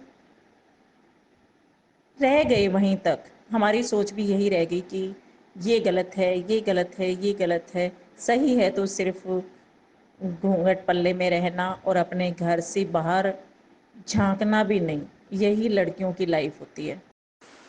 सरोज जी, बात कोई भी हो, शेयर करने में कभी भी कोई जोखिम नहीं होता है। और रही बात कि कमज़ोरी का फ़ायदा उठाना, तो कमज़ोरी का फ़ायदा तो दूसरा कोई तभी उठा सकता है जब हम अपनी कमज़ोरी का किसी को फ़ायदा उठाने दें। ये हमारे हाथ में ही होता है। अगर हम कोई बात शेयर भी कर दें तो उसके बावजूद भी हमारे हाथ में ही होता है कि हम उस बात पे कितना अडिग हैं। बेशर्मी और कमज़ोरी मर्दों में भी होती है, जो एक औरत और मर्द की बात है अगर तो कमज़ोरी मर्द के अंदर भी होती है, लेकिन बेशर्मी से सर उठा के वो निकल लेता है और अपने आप को मर्द कहलाता है। लेकिन मेरी अपना एक मानना है कि औरत भी कमज़ोर है, लेकिन अगर उसमें सादगी है, सच्चाई है और वो अगर सर उठा करके चले तो वो भी लक्ष्मीबाई बन सकती है। मेरा ऐसा मानना है, सच्चाई और सादगी बहुत ज़रूरी है। फिर चाहे कितने भी कमज़ोर हो, औरत बढ़ती रहेगी तो कामयाबी भी हासिल कर लेगी। मेरे पापा जब भी आते थे छुट्टी लेकर, तो वो मुझसे एक ही बात हमेशा समझा दिया करते, बेटा कोई ऐसी बात नहीं। सुनने में आए कि दयानंद की लड़की यहाँ खड़ी थी, इस वजह से वो मुझे पढ़ा रहे थे। बस अच्छी बात तो यही थी ना कि मेरे चाचा ताऊ पूरी फैमिली विरोध करती थी और मेरे पापा फिर भी मुझे पढ़ा रहे थे। जब तक वो चला पाए अपने, उन्होंने चलाया। बॉयज़ स्कूल में जब मुझे भेजा तो मेरे ताऊ बहुत नाराज़ हुए थे मेरे पापा से। वो पढ़ाने को ज़्यादा अच्छा मानते ही नहीं थे। बॉयज़ स्कूल में भेजना लड़कियों का बिल्कुल भी अलाउड था ही नहीं उस टाइम पे। लेकिन फिर भी मेरे पापा ने कोशिश की और मैं +2 तक पढ़ी। तो उन चीज़ों ने ही मेरे ही दिमाग, मेरी सोच ऐसी हो गई थी कि नहीं, मुझे ये नहीं करना, ये करूँगी तो गलत होगा, ये करूँगी तो गलत होगा, ये करूँगी तो ताऊ चाचा को बुरा लगेगा, ये करूँगी तो पापा को बुरा लगेगा। और यही सोच फिर मेरी शादी के बाद भी रही, क्योंकि फिर तो दो दो परिवारों की जिम्मेदारी आ गई थी। कोई गलत ना समझे, कोई गलत ना सोचे, उनको मेरी वजह से कुछ सुनना ना पड़े, तो वो दायरा मेरा ही था। बाकी मुझे इस लाइन का ज़्यादा ज्ञान था नहीं, फिल्मों से या किसी चीज़ से। फिल्में देखी बहुत मैंने लाइफ में, पापा के साथ जब हम बाहर होते थे, हर संडे को फिल्म देखना, उनके साथ जाना, शूटिंग भी बॉम्बे में हमने देखी, लेकिन मेरा कोई इंटरेस्ट नहीं बना बस इस साइड। जब मैं बताया था मैंने कि ऑडिशन उस टाइम पे चल रहे थे, देख रहे थे, तो मुझे पसंद नहीं था। मुझे तो हमेशा से ये रहा है, और जो मुझे जानते हैं आज तक उनको भी पता है कि मेरा जो ड्रेसअप है या वो किसी का दिया हुआ नहीं है। मेरी ससुराल में माहौल ऐसा था, मेरे जेठ जी क्रिकेट कोच थे, मेरी जेठानी टीचर थी गवर्नमेंट स्कूल में, और घर का बहुत फ्रैंक माहौल था यहाँ का। कुछ भी पहनो, कहीं आओ कहीं जाओ, कोई रोक टोक थी नहीं। लेकिन मुझे वो माहौल पसंद नहीं आ रहा था। मैं सोच रही थी ऐसे कैसा हो सकता है, मतलब किसी लड़की को, बहू को इतनी छूट कैसे दे सकते हैं कि आप जीन्स पहनो, स्टेडियम जाओ, खेलो कूदो। तो इसका मतलब किसी का दोष नहीं था, वो मेरी अपनी ही सोच थी। हाँ, इतना ही सच ये भी है कि जब मुझे काम की ज़रूरत हुई, मुझे घर से निकलना पड़ा, तो जहाँ मैं काम कर रही होती थी वहाँ का जो रवैया, लोगों की जो नज़रें होती थी, वो नहीं अच्छी लगती थी, और बहुत जल्दी मैं उनको समझ के उस काम को छोड़ देती, फिर कोई दूसरा नया काम ढूंढती। वहाँ कुछ ऐसा दिखता तो फिर छोड़ के भागती। तो बहुत सारा मेरी लाइफ का जो टाइम था वो भागने में ही गुजर गया, कभी यहाँ कभी वहाँ। कहाँ का माहौल सूटेबल जल्दी से नहीं मिला। जो ऑडिशन उस टाइम पे हो रहे थे, उस ज़माने में आप सोचो 20-22 साल पहले शॉर्ट कपड़ों में लड़कियां ऑडिशन दे रही हैं, उनसे मन माने, मतलब मैं ऑडिशन लेने वालों की भी गलती नहीं मानती। ये कुछ हमारी अपनी सोच होती है। कोई हमें अपने हिसाब से नहीं चला सकता जब तक हम ना चलना चाहें। उसने हमें गलत सिखा दिया, उसने, मतलब दूसरों को हम दोष देते हैं। मुझे नहीं लगता इसमें दूसरों का दोष है। दूसरे तो कोशिश करते हैं हमें भटकाने की, हमें अपने मन मर्जी से चलाने की, लेकिन ये सोच तो हमारी होनी चाहिए कि हमें क्या करना है। अगर हम खुद के उसूलों पे अटल रहेंगे तो फिर दूसरों की हिम्मत नहीं पड़ती हमें भटकाने की। तो बहुत बार मैंने देखा कि शूटिंग शायद लोग करते ही इसलिए थे कि भीड़ जुटे, आना जाना रहे, और जो भी आप लोगों को ज़्यादा बताने की ज़रूरत नहीं है। तो लगता था जैसे वहाँ काम कम और भीड़ जोड़ने का काम ज़्यादा हो रहा है। इसलिए मुझे वो माहौल नहीं पसंद आ रहा था, जिस वजह से मैं बार बार इस काम को छोड़ रही थी, और मेरी सोच से मेल बिल्कुल नहीं खा रहा था। सरोज जी नमस्कार। ये एक व्यक्तिगत प्रश्न है। कुछ महीने पहले किसी फिल्म की शूटिंग के दौरान, जिसमें आप और जोगिंदर कुंडू जी थे और शायद प्रदीप भूरा की फिल्म थी, एक घटना घटी थी। उस घटना का आप पर जो प्रभाव पड़ा था वो मैंने एक इंटरव्यू में देखा था कि आपकी आंखें कुछ नम थी और शायद कोने से एक आंसू भी बह रहा था। मैं जानना चाहता हूँ, अभी जैसे आपके संघर्ष यात्रा में सुन रहा हूँ, उस घटना का प्रभाव क्या आपके इस क्षेत्र में, यानी कि एक्टिंग के क्षेत्र में कुछ पड़ा, या आपने कुछ नया करने की सोची? महेंद्र सर, जो अभी पीछे एक घटना घटी, उसका बहुत ज़्यादा फर्क तो नहीं पड़ना था। मेरे काम पर उसका कोई ज़्यादा असर नहीं हुआ, और असर हुआ तो पॉजिटिव हुआ, क्योंकि हम 22-23 साल से जिस फील्ड में काम कर रहे हैं, और ऐसा कोई कलाकार है नहीं जिसके साथ काम नहीं किया हो। और जब हम लगातार लोगों से जुड़े रहते हैं, उनके साथ बार बार काम करते हैं, तो लोग हमारे स्वभाव से अच्छे से परिचित हो जाते हैं। सबको पता है कि हमारी समझ, हमारी सोच क्या है, हम किस नेचर के हैं, सबको उस बात का पता है। इस कारण से शायद ये जो भी लड़ाई रही, लड़ाई भी नहीं कहूँगी, जो भी हो जाती हैं छोटी मोटी चीज़ें। कभी कभार टाइम अच्छा नहीं होता, हमारे फेवर में नहीं होता, तब गलतियां हो जाती हैं, वरना मुझे नहीं लगता कोई भी इंसान जानबूझ के कभी कोई गलती करता है। उस दिन मैं जब लाइव आई थी, नहीं आना चाहिए था मुझे सर, बहुत कम ऐसा हुआ है कि मैं कभी लाइव आई होंगी, या बात बात पे मैं सोशल मीडिया पे जाती हूँ।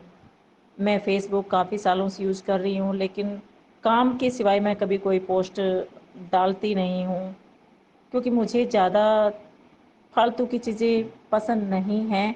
अपने काम से काम रखना ही अच्छा लगता है। लेकिन जब ये हुआ, प्रॉब्लम आई, वहाँ हम शूट पे गए, तो सर हमें सुविधाएं क्या मिली क्या नहीं मिली ये सवाल नहीं था।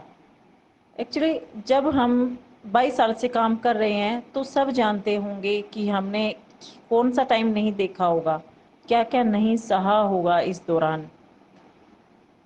आर्टिस्टों को या प्रोडक्शन को, टीम के हर मेंबर को संघर्ष करना होता है। जब हमारी टीम होती है तो पूरी ही संघर्ष करती है, तभी जाके हम एक प्रोजेक्ट अच्छे से कर पाते हैं, लोगों तक पहुंचा पाते हैं। तो सबसे बड़ी प्रॉब्लम यही हुई कि उन्होंने बिना सोचे समझे लाइव आकर जो बोला, जो भाषा का प्रदीप ने यूज़ किया था, उससे मुझे ऑब्जेक्शन था और तकलीफ़ भी बहुत हुई थी।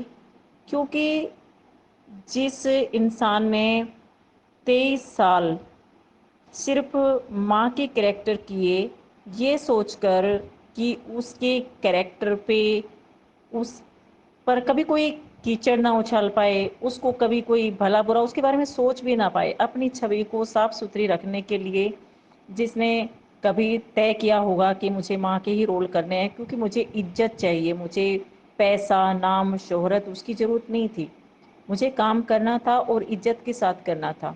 और फिर एकदम से कोई आए लाइव और वो उसके बारे में कुछ भी बोल दे, तो बर्दाश्त नहीं हुआ सर। इतने साल की मेहनत का जब ये, और जायज़ था, तकलीफ़ बहुत हुई मुझे, क्योंकि हमेशा मैं कहती हूँ एक बेटा नहीं, मेरे तो पता नहीं 500-700 कितने बेटे हैं, क्योंकि मुझे हर कोई माँ बोलता है तो हर कोई मेरा बच्चा ही है।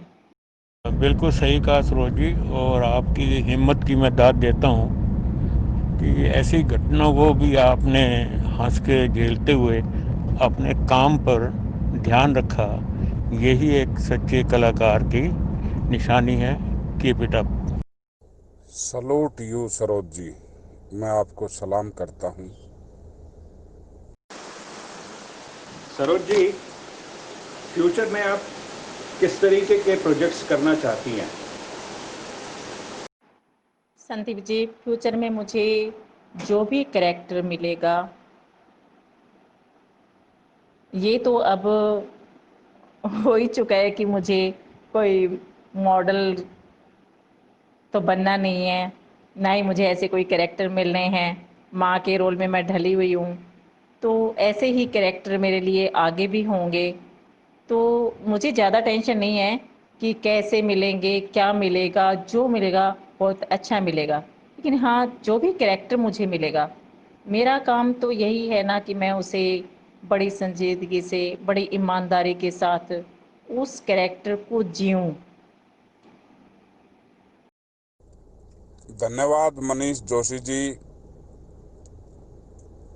आइफा परिवार का मैं तहे दिल से शुक्रगुजार हूँ कि आज सरोज जी का जीवन रूपी रास्ता सुन रहे हैं। सरोज जी खुल के सभी बातें बता रही हैं, तो एक ताकत और एक हौसला मिलता है हमें कि इस इंडस्ट्रीज में हम काम कर रहे हैं, तो वहाँ पर हाइफा के थ्रू हमें बहुत बड़ा प्लेटफार्म और यहाँ पर एक कलाकारों की अपनी जीवनी, एक जीवन रूपी सफ़र, एक जीवन यात्रा सुनने को मिल रही हैं। हम यहाँ पर अपना दर्द और खुशी साझा कर रहे हैं। बहुत ही अच्छा लग रहा है। सरोज जी के साथ भी मैंने अपनी कलाकारी का जीवन काल 15-16 साल से हम एक साथ काम कर रहे हैं। जिंदगी का इतना तो अनुभव हुआ है, जो तपता है वो निखरता है, जो झुका है वो उठा है। तो ऐसा ही कुछ स्ट्रगल और संघर्ष सरोज जी का रहा है। मैं इस देवी को तहे दिल से नमस्कार करता हूँ। और संदीप जी, मेरा मानना है कि जो काम हमें मिले उसे हम पूरी मेहनत, लगन और ईमानदारी से निभाएं तो वो अच्छा ही होगा। अच्छा तभी होता है जब हम उसे अपनी पूरी ईमानदारी के साथ निभाते हैं। वो काम फिर कोई भी हो, कुछ भी हो। जी, थैंक यू मनीष जी। एक शूट के दौरान आपसे मिलना हुआ, अच्छा लगा। आपके जो फार्म हाउस था उस पे शूट किया था। और सर, कुंडू जी और मैं काफ़ी टाइम से एक साथ काम कर रहे हैं और इंडस्ट्री में अब तो पहचान ही माँ बाबू की जब ज़रूरत होती है तो उनके दिमाग में पहले बाप जोगिंदर कुंडू और माँ सरोज जांगड़ा ही आते हैं। और लगातार काम करने की वजह से लोगों के दिमाग में भी एक जैसे छाप छोड़ चुके हैं कि माँ बाबू के कैरेक्टर में कुंडू जी और सरोज जी। तो हीरो हीरोइन की बहुत सारी जोड़ियां हैं जो हिट होते हैं हमेशा से, लेकिन हरियाणा में एक माँ बाबू की जोड़ी है जो हिट है और लोग साथ में देखना पसंद भी करते हैं। और शायद इसी वजह से हम अच्छा काम भी कर पा रहे हैं और लगातार साथ में काम करने की वजह से एक अच्छी बॉन्डिंग, अच्छी केमिस्ट्री आपस में पता लग जाता है। तो कुंडू जी के सहारे मैं भी कुछ ठीक ठाक कर पाती हूँ। मैं आप लोगों को बताना चाहूँगी कि कुछ टाइम पहले हमने एक यूट्यूब चैनल बनाया था खुशी टीवी के नाम से। तो मेरे पास से पहले बहुत सारे लोग संपर्क में रहते थे जो कहते थे कि सरोज जी, क्यों ना अपना कोई काम किया जाए, अपना कोई चैनल बनाया जाए, लेकिन मैं नहीं कर पा रही थी। उसका कारण यही था कि लोग जो प्रोड्यूसर होते हैं वो अपनी शर्तों पे लोगों को चलाने की थोड़ा कोशिश करते हैं, या फिर वो अपना जब चैनल बनाते हैं तो उनको लगता है कि जैसे कमाई के लिए हमें बनाना है, बाकी कुछ सोचते नहीं हैं। और मेरी जो सोच थी वो थी कुछ अलग करने की। जो सब कर रहे हैं अगर मैं भी वही करूँगी तो कोई फ़ायदा नहीं है, फिर बाकी तो सब कर ही रहे हैं ना। फिर एक प्रोड्यूसर मिले, उन्होंने कहा कि वो सोशल वर्कर हैं, अच्छा काम कर रहे थे हरियाणा में। तो उन्होंने कहा सरोज जी, क्यों ना हम कोई चैनल अपनी जो चीज़ें हैं, अपना सोशल वर्क है वो पब्लिक तक पहुंचाने का जरिया बना लें। तो हमने एक चैनल बनाया था खुशी टीवी के नाम से, और मैंने उनसे पहले ही बोला था कि चैनल बनाएंगे और हम साथ काम भी कर लेंगे, लेकिन मेरी शर्त यही होगी कि ना ही कोई कॉमेडी, कॉमेडी बुरी नहीं होती, लेकिन जो ऑलरेडी चीज़ें चल रही हैं वही करने का कोई फ़ायदा नहीं है। कुछ अलग सोच भी तो किसी को लेके आनी पड़ेगी। तो हम सोशल मुद्दों को लेके कुछ काम करेंगे, उसके लिए चैनल बनाएंगे, और उसके लिए आपको तैयार रहना पड़ेगा कि ज़रूरी नहीं है वो चीज़ें चलें, क्योंकि हरियाणा में हर कोई यही कहता था कि सोशल चीज़ें चलेंगी नहीं। उसके ऊपर तो इन्वेस्टमेंट करना बेवकूफ़ी है, मुँह रखता है, तो लोग हिम्मत भी नहीं कर पा रहे थे उसकी। लेकिन हमने चैनल बनाया और उस पे सोशल मुद्दों को लेके हमने काफ़ी प्रोजेक्ट दिए और भगवान की दया से वो सफल भी रहे। सोच नहीं रहा था कोई जितना अच्छा हमें रिस्पॉन्स मिला। तो ये जो सोच हो गई है लोगों की कि अच्छी चीज़ों को पसंद नहीं करते लोग, सिर्फ कॉमेडी सॉन्ग डीजे ये वो, उसके बीच में ऐसे कोई प्रोजेक्ट लेके आना और फिर वो बहुत अच्छे चलना, मुझे लगता है कि जो हमने कोशिश की थी उसमें हम किसी हद तक सफल रहे। लेकिन चैनल नया बना था और लॉकडाउन स्टार्ट हो गया। लॉकडाउन के बाद फिर हम थोड़े से ढीले हो गए। अब लगातार शूट की वजह से हम अपने चैनल के लिए कुछ नहीं कर पा रहे हैं, टाइम नहीं दे पा रहे हैं।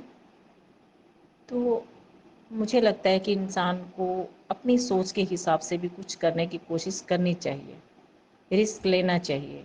अब सभी एक चीज़ करेंगे तो बाकी चीज़ें तो ख़त्म हो जाएंगे ना इंडस्ट्री से। बहुत अच्छे सॉन्ग चल रहे हैं, म्यूजिक में हरियाणा का नाम हो चुका है, फिल्मों का दौर था तो अच्छी चली, कॉमेडी बहुत सारी हैं जो अच्छी चल रही हैं। तो बाकी सामाजिक चीज़ों के लिए भी अगर हम कोशिश करें तो मुझे लगता है कि हाँ, पब्लिक साथ दे रही है और अच्छा देगी। सरोज जी, आपने स्कूल टाइम में प्रेयर नहीं की कभी? ये इसका कारण क्या शर्माना ही था या और कुछ था? नरेंद्र जी, मुझे हेजिटेशन बहुत थी। मैं ज़्यादा लोगों के बीच में बोल ही नहीं पाती थी, तो इसी वजह से बस करती थी कि कभी मेरा नंबर ना आए कि मैं सामने जाके खड़ी होके प्रेयर करवाऊँ।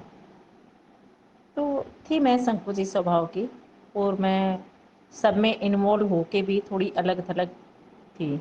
इसलिए सिर्फ़ संकोच के कारण या हेजिटेशन के कारण मैं आगे नहीं बढ़ती थी।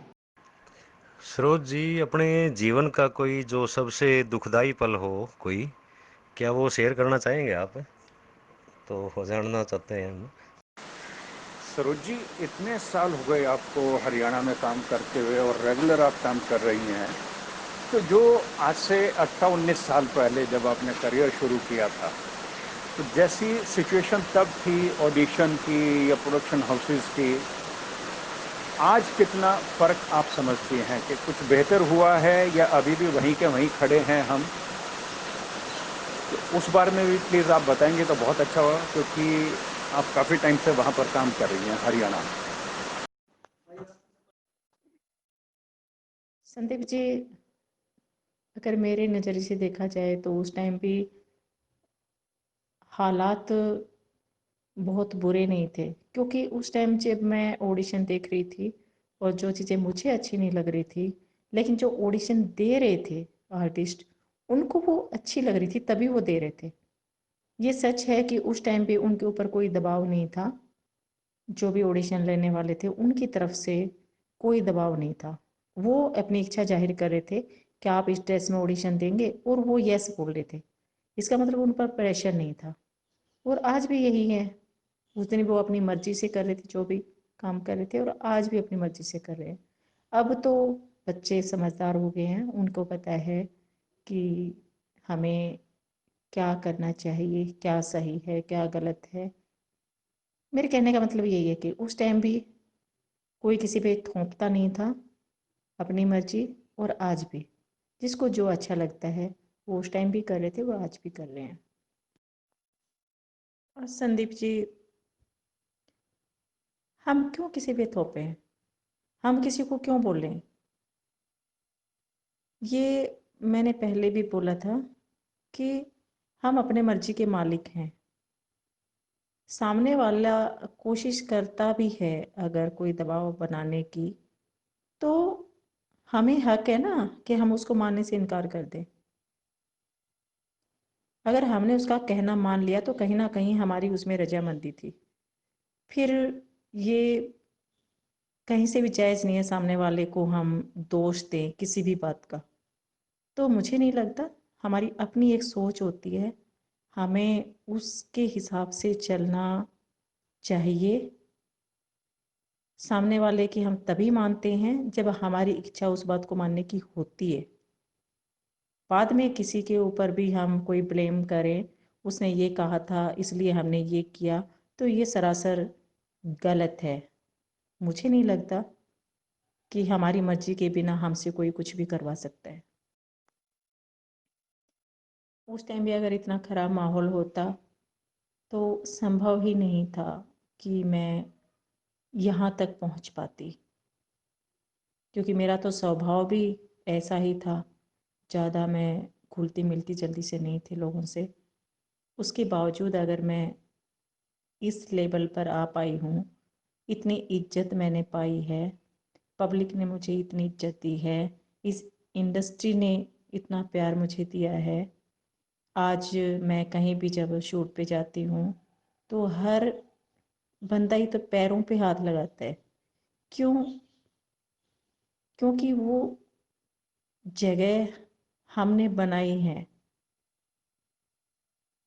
अगर हम दूसरों के हिसाब से चल रहे होते, अगर मैं भी सोच लेती कि नहीं मुझे तो काम करना है, अगर शॉर्टकट, आजकल बहुत सारे बच्चे हैं जो शॉर्टकट कामयाबी की तरफ चल रहे हैं, तो इसमें दोष चलाने वालों का नहीं है, चलने वालों का है।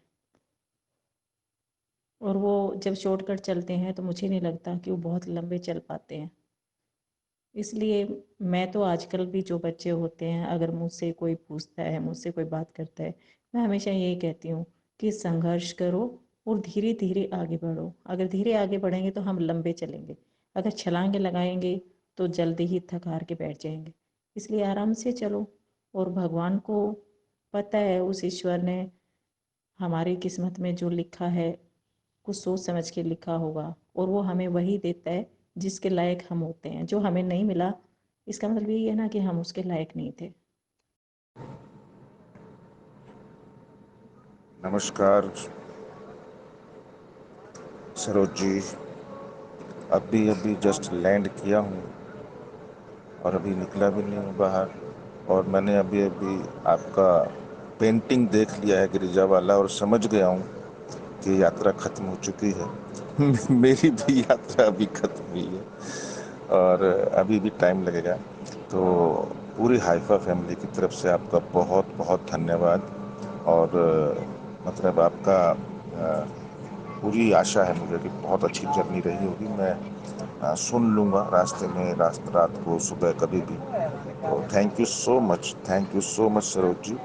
बस आप यूं ही दिन दुगनी रात चौगुनी तरक्की करते रहें, खुश रहें हमेशा। पूरी हाइफा फैमिली आपके साथ है और आपकी खुशी के साथ है। Thank you so much Saroj ji, मेरा मन ये था कि आपकी जो फ्यूचर प्रोजेक्ट है बिग बॉस इन हरियाणवी, उसके बारे में थोड़ा सा जिक्र करते, क्योंकि वो भी ट्रेंड सेटर हो सकता है। अच्छा शो है मेरी नज़र में वो। जैसे हम दादा लक्ष्मी को मान रहे हैं कि भाई ये फिल्म जो है वो थोड़ा सा अच्छा कर सकती है और जगा सकती है सोई हुई इंडस्ट्री को, तो इसी तरह से वो भी अच्छा शो है। प्लीज़ आप उसके बारे में 2 शब्द बताइए, कब कर रहे हैं, कैसी तैयारियां हैं, क्या है? हाँ राजूमान सर जी, ये बिग बॉस का जो प्रोजेक्ट था अपना, शुरू हो गया था, लगभग पूरी तैयारियां इसकी हो गई थी, लेकिन एंड टाइम पे लॉकडाउन की वजह से ये प्रोग्राम डिले हो गया। अभी जैसे ही लॉकडाउन का पीरियड ख़त्म होगा तो इस प्रोजेक्ट पे काम चल रहा है, और बिग बॉस हरियाणा का ज़रूर करेंगे जैसे ही टाइम सही होगा, कोरोना थोड़ा सा कम होगा, जैसे ही परमिशन मिलेगी। क्योंकि ये प्रोग्राम थोड़ा लेवल इसका ऐसा है कि विदाउट परमिशन कर नहीं सकते। जो लोकेशन थी अपनी, वो फिर से हमें मॉडिफाई करवानी पड़ेगी। बहुत सारी तैयारियां हैं जो नए सिरे से शुरू करनी पड़ेंगी। इसलिए जैसे ही लॉकडाउन का ये टाइम ख़त्म होगा फिर से इसको शुरू करेंगे। आप लोगों का आशीर्वाद रहा तो बहुत अच्छा हो पाएगा। तो अपना आशीर्वाद बनाए रखिए।